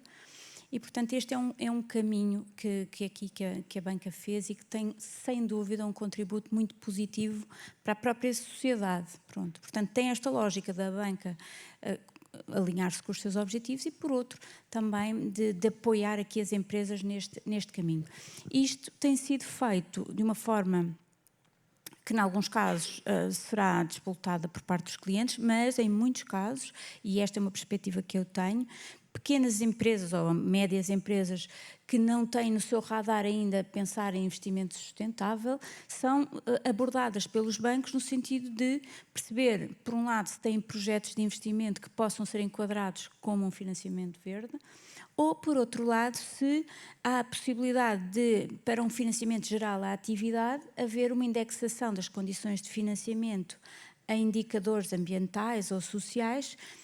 E isto também é uma forma de, indiretamente, estarmos a levar as empresas a estabelecer metas e melhorar aqui os seus índices de desempenho nestas áreas. Portanto, a relação, sem dúvida, que evoluiu, e o que eu vejo é que há um impacto positivo por parte desta, eu diria, pressão que inicialmente foi colocada na banca, e que terá sido um momento difícil, admito, mas agora, uma vez que a banca já está capacitada, já tem o conhecimento, já sabe para onde é que quer ir, já consegue ter um papel muito ativo junto das empresas. Muito obrigado, Cláudia. Eu vou agora passar a pergunta para o Pedro, mas também acrescentando talvez um bocadinho uma perspectiva dos instrumentos, dos vários instrumentos financeiros disponíveis, não é? Nós temos falado muito aqui da banca, se calhar podíamos começar a introduzir também outros instrumentos que não só o crédito bancário, não é? Bem, obrigado, bom dia a todos. Mais uma vez, obrigado. É com muito gosto, que neste caso sou repetente. A primeira vez que ouvi essa expressão aqui é interessante. Eu concordo com tudo que a Cláudia referiu. Reforçava só que eu acho que hoje em dia há efetivamente uma relação de grande parceria entre a banca e as empresas no tema do financiamento verde, das diversas formas, porque há aqui claramente um alinhamento de interesses. Porque as empresas têm planos de descarbonização, planos de transição muito desafiantes do ponto de vista de investimento, como o Carlos referiu, mas os bancos também têm aqui desafios, metas, nomeadamente rácios, por exemplo, o Green Asset Ratio, que é no fundo medir como é que os investimentos e os financiamentos dos bancos estão alinhados com o alinhamento, neste caso, da taxonomia, e o tema dos setores que falavas é muito importante, porque, por exemplo, muitos setores estão ainda fora da taxonomia, o que significa que, dependendo da exposição de um banco a um setor ou a um outro setor, pode ter um rácio beneficiado ou prejudicado, o que claramente dificulta bastante a comparabilidade entre os bancos. Dizer também que, na verdade, os bancos sempre incorporaram nas suas análises de risco fatores ESG. Quando os bancos olhavam para um setor, obviamente olhavam para o risco de transição, a exposição à energia, desafiavam os business plans, avaliavam a resiliência daquela indústria, aquilo que são as novas tendências de consumo. Eu diria que essencialmente há uma formalização adicional de algo que já era feito, porque os bancos já o faziam. Sobre os vários investimentos, os vários financiamentos, os vários instrumentos, nós assistimos sobretudo cada vez mais a um alinhamento, não só da banca com as empresas, mas depois também, por exemplo, tudo aquilo que tem a ver com incentivos. Ou seja, cada vez mais vemos investimentos que, para serem bem-sucedidos, por causa daqueles paybacks que o Carlos referia, porque tipicamente são paybacks difíceis, de longo prazo, e que nem sempre, se olharmos do ponto de vista apenas de racionalidade económica, parece que não fecham aqueles business plans. Portanto, além da banca, é necessário envolver efetivamente outro tipo de... Por exemplo, o Banco de Fomento tem tido aqui um papel também importante, muitas vezes complementando e diminuindo o risco residual para a banca, mas também, e falámos aqui do Estado, generalizando também a União Europeia, há efetivamente muitos investimentos que têm uma componente de financiamento, mas também têm uma componente muito relevante de incentivo. E depois tem, efetivamente, metas que tipicamente estão alinhadas entre a banca e as entidades que dão estes incentivos, mas muitas vezes temos, efetivamente, um conjunto alargado falámos de KPIs, mas não só ambientais, também sociais. Hoje em dia também assistimos muito, dando aqui mais exemplos. No início havia essencialmente green loans, green bonds, mas hoje começamos a ver entidades que não tinham na sua gênese de negócio potencial para serem elegíveis. Porquê? Porque o CO2, a energia, não é um tema crítico, mas o tema social, sim, é um tema crítico. E começámos a ver financiamentos indexados a temas como redução de acidentes de trabalho, por exemplo, temas de diminuição da assimetria remuneratória dentro da empresa, aumento, de facto, e foco de aspectos sociais que, se calhar, há 5, 6 anos atrás não víamos. E aí a banca acho que tem feito um papel muito importante, porque tem sido mais abrangente e desafiadora, e concordo, especialmente para as pequenas e médias empresas. Eu acho que aqui o papel da banca é muito catalisador e desafiar as empresas a substituir o seu financiamento tradicional por um financiamento mais alinhado com estes princípios. Muito obrigado, Pedro. Vamos dar então agora a palavra à banca, não é? E queríamos falar um bocadinho com a Filipa duas dimensões, não é? De que forma é que têm mudado as políticas de crédito para levar em consideração as preocupações ESG, e também como é que funciona esta maior proximidade às empresas, até porque pode haver algumas inconsistências entre os objetivos de curto prazo na banca, não é?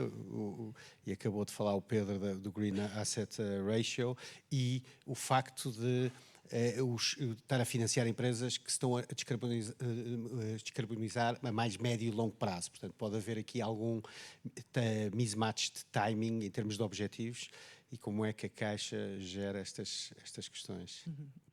Muito bem, muito bom dia a todos. Começo também por agradecer o convite do IPCG à Caixa Geral de Depósitos para estar presente, na pessoa do professor João Moreira Rato. Também congratular a Católica Lisbon por esta semana de conferências que tive também a oportunidade de assistir, e por isso com debates muito interessantes, onde se falou largamente também da importância e da necessidade de financiamento para todos os projetos que ainda nem sequer existem, todas as tecnologias que ainda não existem e que vão ser necessárias para se realizar a transição para uma economia de baixo carbono, que na prática é esse o desafio que está aqui em causa. Eu começava só por fazer um pequeno enquadramento sobre o porquê do setor financeiro e qual é que é a relevância do setor financeiro para o desenvolvimento sustentável. Desde logo, aquilo que é pedido ao setor financeiro como um todo é que reoriente os fluxos de capital para projetos que tenham maior impacto, seja ambiental, seja social.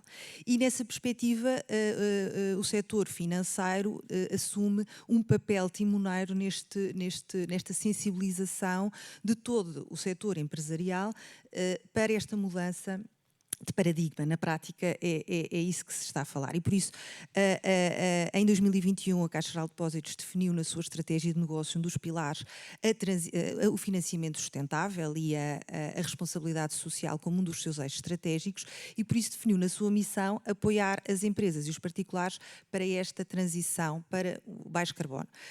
Desde logo, esta ambição e esta estratégia obrigou a um conjunto de definição de políticas, definição de compromissos, que passou a ser transformador para que consigamos estar aqui hoje a falar como é que temos vindo a apoiar os nossos clientes nesta jornada. Estes compromissos, na prática, são também compromissos externos, como, por exemplo, os princípios de banca responsável das Nações Unidas ou o próprio objetivo de neutralidade carbónica em 2050, um compromisso que envolveu muitas empresas do setor financeiro a nível mundial. Mas também é preciso aqui trazer um outro driver de mobilização que tem a ver com o supervisor e o regulador. Ou seja, não nos podemos esquecer que aquilo que o supervisor e o regulador nos dizem à banca, é que, atenção, que há riscos físicos, riscos das alterações climáticas, riscos ambientais, riscos sociais e de má governação, se pensarmos assim, que vão impactar diretamente aquilo que são o balanço dos bancos. Isto porquê? Porque os riscos ESG transformam-se nas suas cadeias de transmissão em riscos financeiros para a banca. E por isso eles têm uma tradução, atualmente é uma tradução direta naquilo que são os riscos de capital, riscos de mercado, de litigância, etc. feito este enquadramento, o setor financeiro e a banca em particular tem muito interesse em trabalhar com os seus clientes e em financiar esta transição energética. E por isto, o exemplo, como o da Cécile falou aqui, do Clean Cement Line, é um exemplo em como um setor que é muito intensivo em carbono precisa de fazer esta mudança para um negócio com menos impacto ambiental, desde logo com menos emissões de CO2. Como eu referi há pouco, este compromisso que a Caixa assume e que lhe é exigido na prática pelo supervisor e regulador, obriga a que haja a transformação interna de processos e termina naquilo que são as políticas de financiamento e de concessão de crédito. E por isso a Caixa definiu em 2023 uma política de financiamento sustentável e transição energética, que é uma política que estabelece os princípios de financiamento sustentável, estabelece ainda quais é que são os critérios de elegibilidade nas diferentes áreas de financiamento, independentemente dos setores. Naturalmente, aqueles que são mais intensivos em carbono precisam exatamente de implementar projetos mais eficientes. Define ainda quais é que são os critérios a ter em conta no processo de decisão de crédito e na tomada de decisão. Define também quais é que são os KPIs que são usados para medir aquilo que é o financiamento sustentável e ainda aquilo que é o fluxo de processo para classificar este tipo de financiamentos como sustentáveis. Naturalmente, a Caixa, como todos os outros bancos, já faz há muito tempo financiamento sustentável, ou seja, já faz há muito tempo financiamento a projetos que têm impacto ambiental e social positivo. Mas, neste momento, aquilo que se exige é que se conheça o verdadeiro impacto dos projetos que se financiam para que se consiga perceber qual é também a geração de valor ambiental ou social que se imprime na sociedade. E por isso, posto isto, tendo os normativos internos que também permitam ao banco perceber como é que se promove mais financiamento sustentável, do meu ponto de vista existem desafios muito importantes para se ultrapassar, que passa pela sensibilização, pela tomada de consciência, pela formação e pelo relacionamento próximo com os nossos clientes. Ou seja, ainda existe aqui uma grande desconhecimento e alguma iliteracia sobre o que é que as empresas podem fazer para melhorar os seus modelos de negócio, para os tornar mais circulares, para os tornar mais eficientes, e por isso a Caixa também tem que se dotar e capacitar internamente para poder falar essa linguagem. E por isso aqui, estando no papel de financiador, e aqui também tendo o Carlos Barros como financiado, é interessante olharmos para este caso em particular, que é o que é que temos feito com a própria Cécile, ou seja, a Cécile sendo um cliente da Caixa, naturalmente de outros bancos, aquilo que nós fazemos é trabalhar com a Cécile para conhecer quais é que são os seus projetos atuais que visam uma melhoria no seu modelo de negócio. E por isso, exemplos como aquele que o Carlos Barros já falou aqui, ou conversas que também já existem sobre o que é preciso para fazer a captura de carbono, e o seu armazenamento, por exemplo, geológico, e isto naturalmente vai requerer muitos milhões de financiamento para otimizar, para melhorar toda esta indústria cimenteira. Muitas vezes perguntam-nos se a Caixa não vai deixar de financiar estes setores intensivos em carbono, ou os ditos castanhos. E a nossa resposta tem sido não. A Caixa tem a responsabilidade de financiar a economia portuguesa, desde logo, enquanto maior banco nacional, mas, acima de tudo, tem a responsabilidade de apoiar os clientes na transição. E por isso temos que estar de mão dada numa relação de interesse mútuo, porque quanto menos emissões os nossos clientes fizerem, menos riscos financeiros temos, e por isso temos é que encontrar de uma forma colaborativa estes projetos que têm como objetivo reduzir as emissões. Muito obrigado. Obrigadíssimo, Filipe, por isto. Eu gostava aqui de encadear com o Carlos em duas áreas. Primeiro, a questão do reporte, não é? O reporte é mais desafiante, como disse a Filipe agora mesmo, não é? Portanto, de alguma forma, a Cécile teve que se preparar para um tipo de reporte provavelmente mais standardizado de algum destes KPIs para facilitar a relação com o banco. E a segunda questão que eu gostava de ligar é a questão já da procura por este tipo de financiamento e também o impacto potencial no pricing, ou seja, nós na nossa conversa inicial tivemos, o Carlos disse-nos que no fundo havia muita procura, não é, por parte para financiar este tipo de projetos de descarbonização, e isso é bom sinal, não é? Quer dizer, e é uma evolução em relação nós que aliás somos os dois repetentes, Pedro, não é só o Pedro que é repetente, nos últimos 3 anos temos feito um caminho, não é?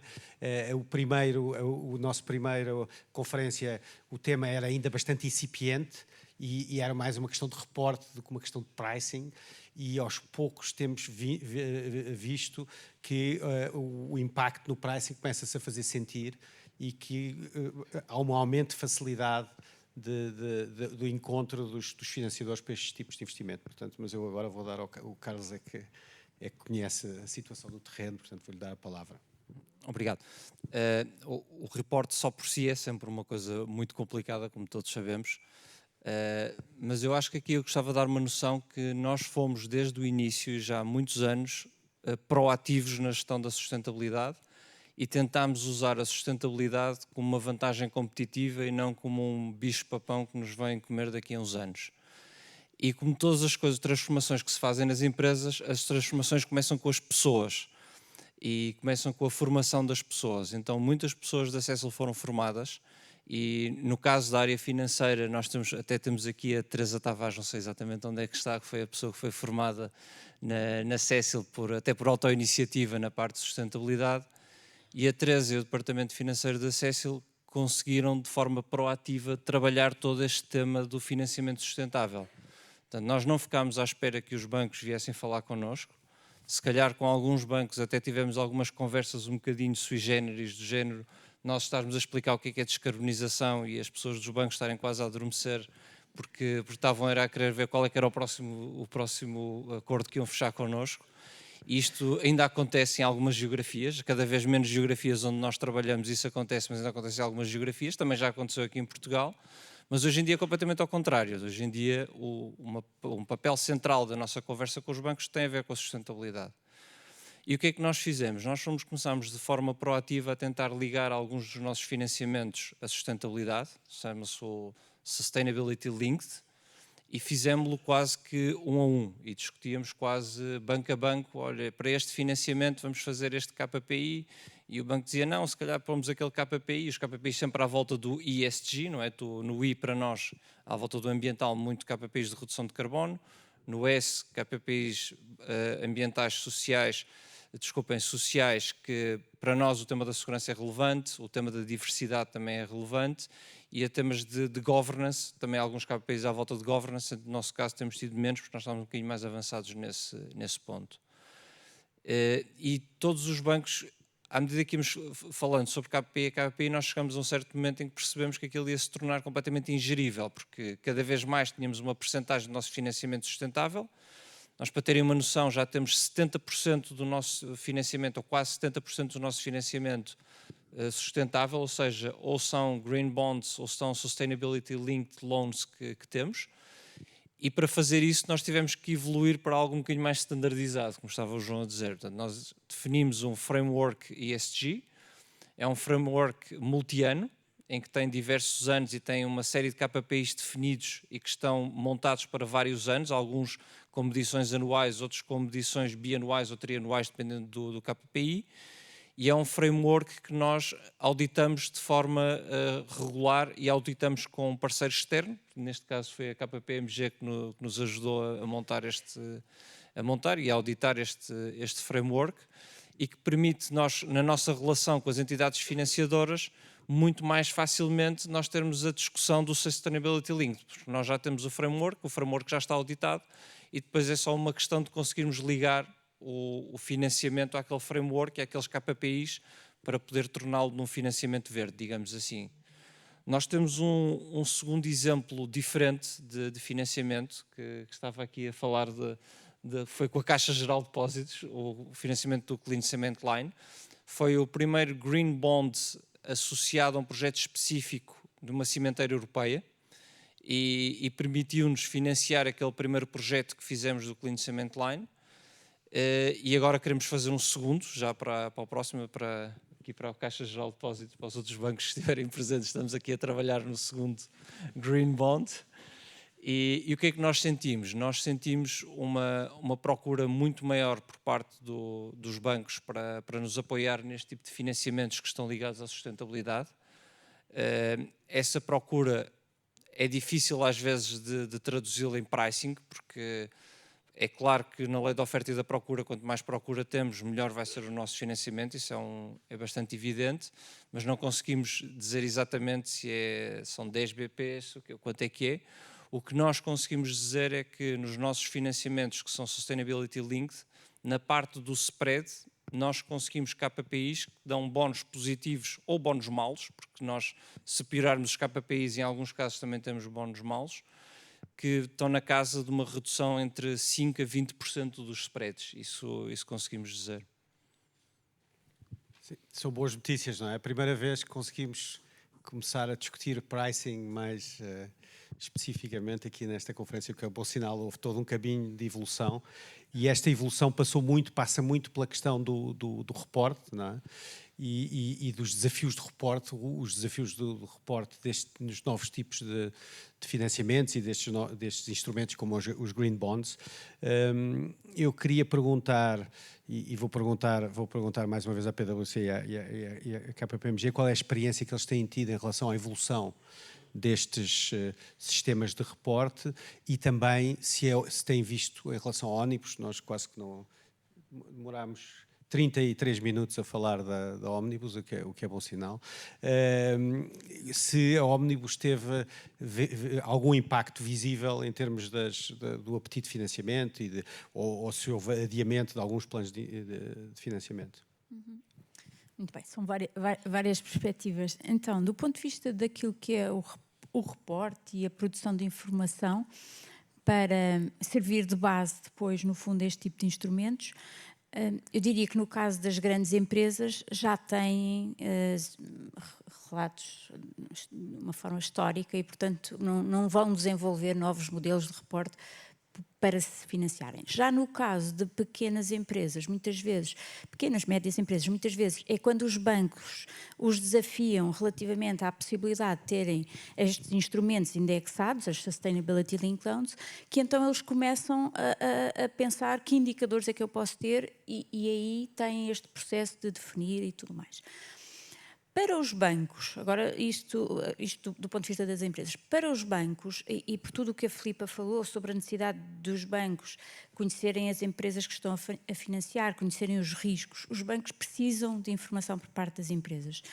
E é aqui que podemos fazer a ligação com a Omnibus, é que a diretiva CSRD era para os bancos a garantia da existência de um conjunto de informação padronizada sobre um conjunto grande de empresas, apesar de não abranger a totalidade dos seus clientes, abrangia um número significativo de clientes. Por isso, de alguma forma, estas alterações agora na Omnibus têm são vistas pelo setor financeiro com esta perspectiva, e é por isso que quando nós agora assistimos a estas discussões sobre a Omnibus e estes limites, se vão ser 1000 colaboradores, se vai ser mais, se vai ser menos, o BCE, quando emitiu o seu parecer, acho que 2, 3 semanas atrás, mostrava alguma preocupação com esta redução do âmbito na perspectiva de que os bancos estavam, de facto, a contar com esta informação por parte deste conjunto de empresas. E, por isso, a recomendação do BCE era não dos 1000 colaboradores, mas sim de considerar um valor inferior, 500 colaboradores, de forma a conseguir continuar a receber informação de um conjunto relevante de empresas. Isto é o papel do reporte para o setor financeiro.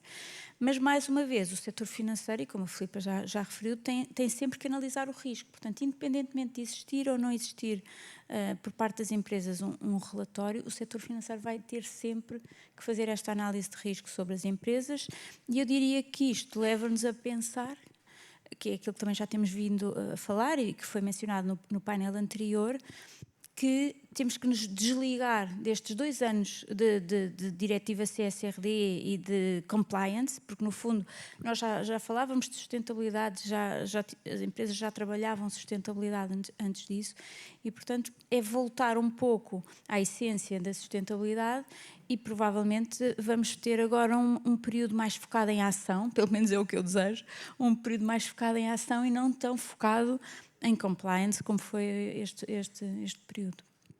Muito obrigado, Cláudia. Eu então engrano aqui com o Pedro. Portanto, não repetindo e tentando complementar e dar aqui também uma perspectiva do nosso papel enquanto auditor destes frameworks e destes KPIs, também aí temos assistido a uma evolução bastante positiva, incluindo o lado dos bancos. Eu concordo com o Carlos que se calhar quando começámos as primeiras conversas com os bancos havia aqui alguma confusão sobre que tipo de indicadores, muitas discussões sobre a ambição das metas, porque as metas têm que ser ambiciosas, mas também têm que ter uma base científica.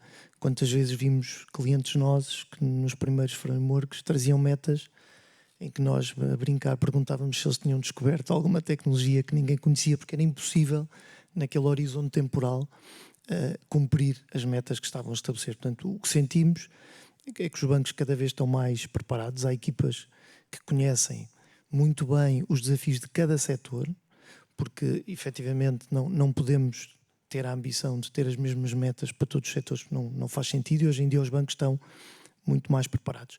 Mas também o desafio é maior.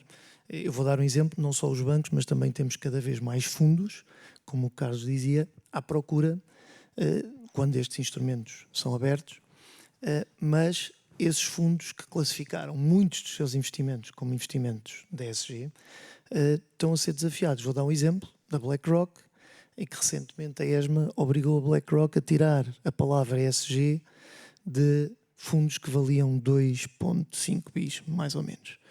Porquê? Porque quando foi desafiar, entendeu que havia um risco de greenwashing ou de social washing, porque efetivamente os instrumentos onde eles estavam a investir não estavam efetivamente alinhados. Aliás, há muitas discussões neste momento sobre se estes frameworks têm que ser revistos. O alinhamento com a taxonomia é neste momento uma questão relevante. Só uma palavra sobre a Omnibus e de facto, concordando com o que a Cláudia referiu, acho que o grande desafio para os bancos, e ultimamente sempre falamos nestes temas com os bancos, a maior preocupação é como é que os bancos vão conseguir recolher a informação do conjunto de empresas que vão ficar fora do reporte obrigatório, apesar de, como o Manuel dizia, vai haver relatório voluntário, mas sabemos que o relatório voluntário não dá garantias de obter a informação, e vemos iniciativas como a iniciativa com a CIBS, em que em conjunto com 16 bancos desenvolveram uma plataforma precisamente para tentar obter informação das empresas mais pequenas, e se avaliarmos essa iniciativa ainda está aquém daquilo que era a ambição. Porquê?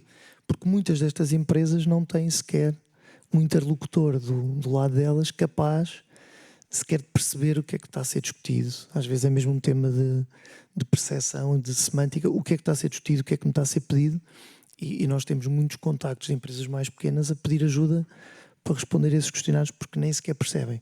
Se nem percebem o que está a ser pedido, é óbvio que esses temas não estão, pelo menos de forma estruturada, na sua estratégia, e portanto eu acho que a maior dificuldade para os bancos, mas a Filipa irá dar aqui a sua perspectiva, acho que vai ser esta. Não são as grandes empresas, porque essas empresas vão conseguir dar informação, em particular em Portugal, um mercado sobretudo de pequenas e médias empresas, como é que os bancos vão conseguir ter informação para responder ao BCE e ao Banco de Portugal. Muito obrigado, Pedro. E então, passando aqui à Caixa, eu sei que a Caixa tem uma forma de recolher esta informação diferente até dos outros bancos, não é? Porque recorre talvez menos em relação a outros bancos no mercado a informação de inquérito, mas usa muita informação, tenta usar o máximo possível de informação pública, não é? E recolher o máximo de informação pública sobre as empresas. E a Caixa tem que se preocupar não só com o financiamento da alteração do modelo de negócios, mas também com a questão dos riscos físicos, como a Filipa falou. Eu queria-lhe perguntar se, de alguma forma, o Omnibus também pode pôr um bocadinho em risco a forma como se tem acesso a toda a informação necessária para olhar para todos estes riscos e estas decisões de financiamento. Mas também gostava que a Caixa nos falasse um bocadinho do seu papel como financiada, ou seja, a Caixa também tem investidores e, portanto, os investidores nas obrigações da Caixa e tudo também hão de trazer questões de ESG, e eu gostava também de acabar um bocadinho falando que a Caixa falasse um bocadinho dessa perspectiva. Muito bem. Eu penso que há uma questão que temos que ter em mente, e é quase uma má notícia, é que o Omnibus não impacta diretamente nem na severidade dos impactos das alterações climáticas, nem na frequência da ocorrência destes eventos extremos. E por isso, se todos quisermos, de alguma forma, enterrar a cabeça na areia e não ter a consciência de que todos já temos, não há motivo, já não há razão para não ter consciência dos impactos das alterações climáticas na nossa vida, na nossa qualidade de vida, inclusivamente na mortalidade que está associada aos efeitos extremos das alterações climáticas, nós de alguma forma vamos tirar o pé do acelerador, nós, gestores, empresas, e vamos usar esta oportunidade para desacelerar e desinvestir naquilo que é o caminho da modernização, da necessidade da adaptação que os modelos de negócio têm que fazer nesta maior resiliência aos impactos, seja físicos, seja a transição das alterações climáticas. E por isso, eu diria que este é um facto, é que os efeitos continuam lá. E por isso, eu penso que o setor financeiro aqui tem um papel, ou tem um trunfo, que é, se conseguir atrair os seus clientes para projetos com menor impacto ambiental ou social através de melhores condições de financiamento, esse por si só é um incentivo a que as empresas não desistam do seu caminho que já estava a ser trilhado em prol do financiamento, do desenvolvimento sustentável. Obviamente que o que estamos a falar aqui neste pacote é numa redução, pelo menos para já, de talvez exagero de métricas, de indicadores que têm que ser pertinentes para a gestão. Estes indicadores têm que aportar valor, têm que ajudar na tomada de decisão, essencialmente para melhorar o negócio, porque se for só realmente um acréscimo de burocracia, um acréscimo de número de indicadores, mas depois ninguém olha para eles, na verdade eles também não estão a contribuir para essa tomada de decisão. Exatamente, e a materialidade que há pouco que falava, que é muito interessante, porque o conceito da materialidade, e a Caixa tem usado a CSRD nessa perspectiva estratégica, que é quantificar os riscos que não são só os tais financeiros, mas é o risco de fuga de talento, o risco das condições de trabalho, os riscos de outros, os tais conceitos ESG, para conseguir monetizar, quantificar quanto é que são esses riscos não financeiros, que tipicamente as organizações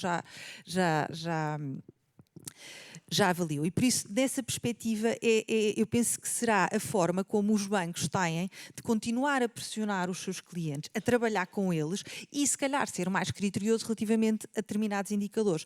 Para explicar, então, muito rapidamente como é que a Caixa faz atualmente. A Caixa está preocupada com estes riscos e, por isso, por exemplo, no caso dos riscos de transição, aquilo que pede aos seus clientes é quais é que são os seus planos de transição, se têm ou não têm metas definidas, quais é que são o ano a que se propõe a redução, se estão alinhados com os cenários 1,5 graus centígrados, até porque a própria Caixa também tem o seu plano de transição assumido e por isso também quer ser neutra em carbono até 2050, com targets intermédios de 2030. E por isso o que nós temos que fazer anualmente, regularmente, inclusivamente dar essa informação ao supervisor, é como é que nós nos estamos a comportar relativamente a essas metas que assumimos e que naturalmente dependem dos nossos clientes. Ou seja, quando a Caixa define uma redução de 50% na intensidade de carbono que financia o setor cimenteiro, por exemplo, não depende naturalmente diretamente da Caixa, depende dos clientes que estão a atuar nesse setor. E por isso, nós, de alguma forma, de uma forma muito interesseira e muito interessada,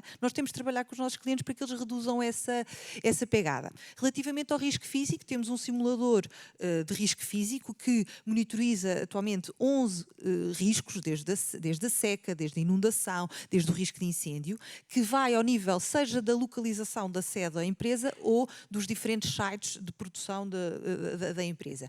E por isso também pedimos ao nosso cliente, em função daquilo que obviamente seja o resultado dessa avaliação de risco, quais é que são ou os seus planos de mitigação de risco ou de adaptação a estes riscos físicos ou inclusivamente modelos de continuidade de negócio.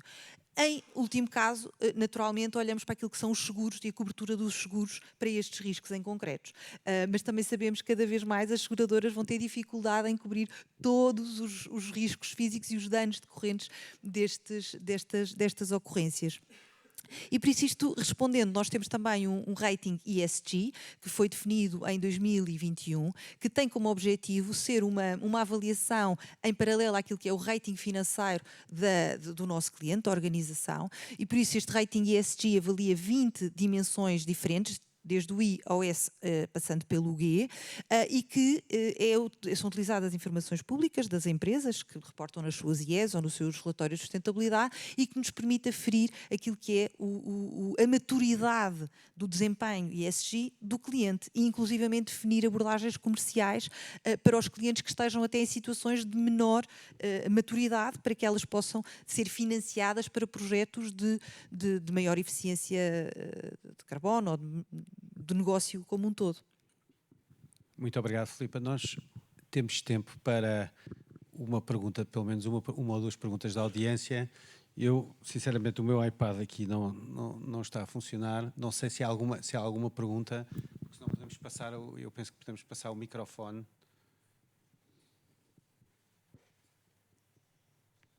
Não sei se a audiência tem alguma pergunta. Ali.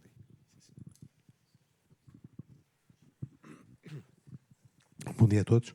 A minha pergunta é uma pergunta se calhar um bocadinho provocatória, no sentido em que eu tenho acompanhado o ESG e fico muito satisfeito por verificar que a banca neste momento permeia o bom desempenho em KPIs em termos de financiamento de projetos verdes e sustentabilidade, que é algo que, curiosamente, eu não vejo acontecer em medidas KPIs, se calhar muito mais maduras, se calhar que o ESG, que em termos de medidas de performance financeira das empresas.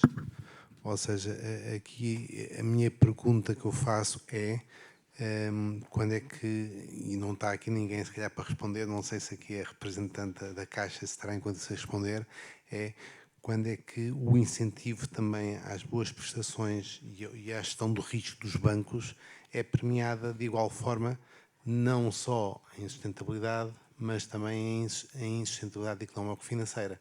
Na prática, a convergência de um contributo muito positivo que é, digamos, todos os objetivos de sustentabilidade, de redução de pegada de carbono, etc. E como é que esse contributo poderá estar melhor ligado com a prestação das empresas em termos dos seus resultados? No fundo, é uma pergunta que está ligada ao que se discutiu no painel anterior, return on investment destes investimentos, não é? De como é que, aliás, eu penso que, por exemplo, no caso que falamos, estamos a falar de investimentos que vão produzir cash flows que são mensuráveis e, portanto, é fácil, eu diria, até se calhar, podemos começar pela Cécil, pensar um bocadinho como é que olha para o return on investment destes investimentos. Sim, eu acho só aqui um contexto muito rápido. Nós, para termos return on investment e investimentos de descarbonização, nós precisamos de um enquadramento regulatório que o permita fazer. E, portanto, nós na Europa temos um enquadramento regulatório que já foi montado antes do ano 2000 e está em execução desde o ano 2005, que é o ETS, que faz com que cada vez que nós produzamos menos 1 tonelada de CO2, nós conseguimos monetizar essa tonelada de CO2 e por isso é que nós conseguimos fazer projetos que têm cash flow positivo e conseguimos apresentar esses cash flows à banca também quando fazemos a avaliação do projeto, e nós temos conseguido até agora fazer todos os projetos de sustentabilidade com NPV positivo. Nós ainda não fizemos um projeto de sustentabilidade com NPV negativo. Eventualmente esse momento poderá ou não chegar, mas até agora conseguimos fazê-los todos com NPV positivo, e também prevemos que o quadro regulatório europeu vai nos permitir continuar a fazer projetos com NPV positivo até 2050 e que permita chegar ao limite da descarbonização. Portanto, será um quadro regulatório que vai ter que ser cada vez mais intenso para conseguir permitir cada vez investimentos maiores.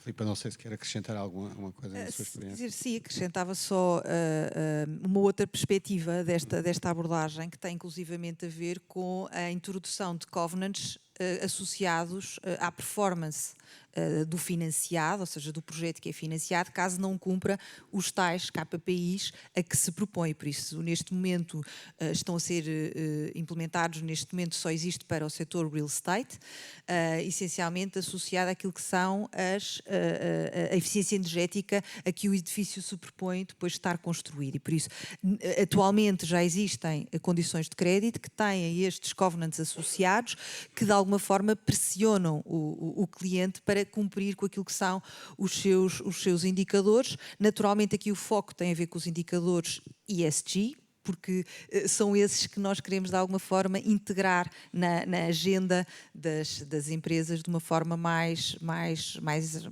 rápida. Naturalmente, tudo o que tem a ver com a performance financeira é naturalmente avaliada em cada projeto de financiamento. João, não sei se permites dar uma nota que liga ao Omnibus com esta questão.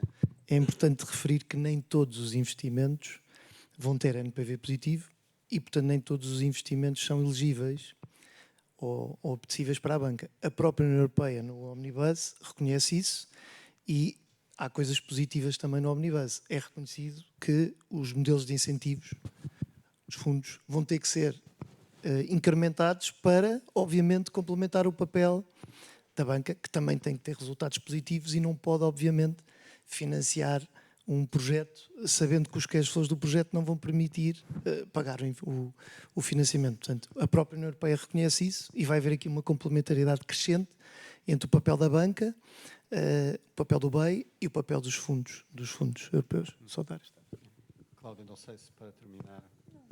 É só refocar, eu acho que é importante refocar no valor. Pronto, e nós temos falado muito de sustentabilidade, mas efetivamente é retomar aquilo que é a lógica da sustentabilidade, que é olhar para impactos sim, mas olhar também para riscos e oportunidades e, portanto, esta ferramenta da análise da materialidade é uma ótima reflexão para as empresas e depois ter esse caminho bem presente, sabendo, como o Pedro disse agora, que há determinados investimentos que esses sim têm um NPV diferente.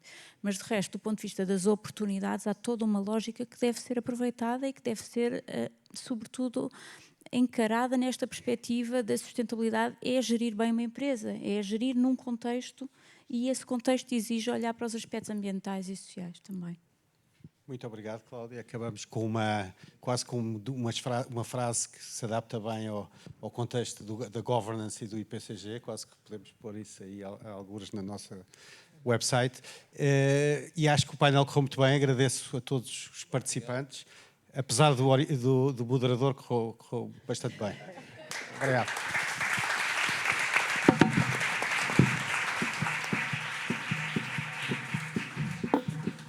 De seguida vamos para coffee break, que será servido no bar. Muito obrigada.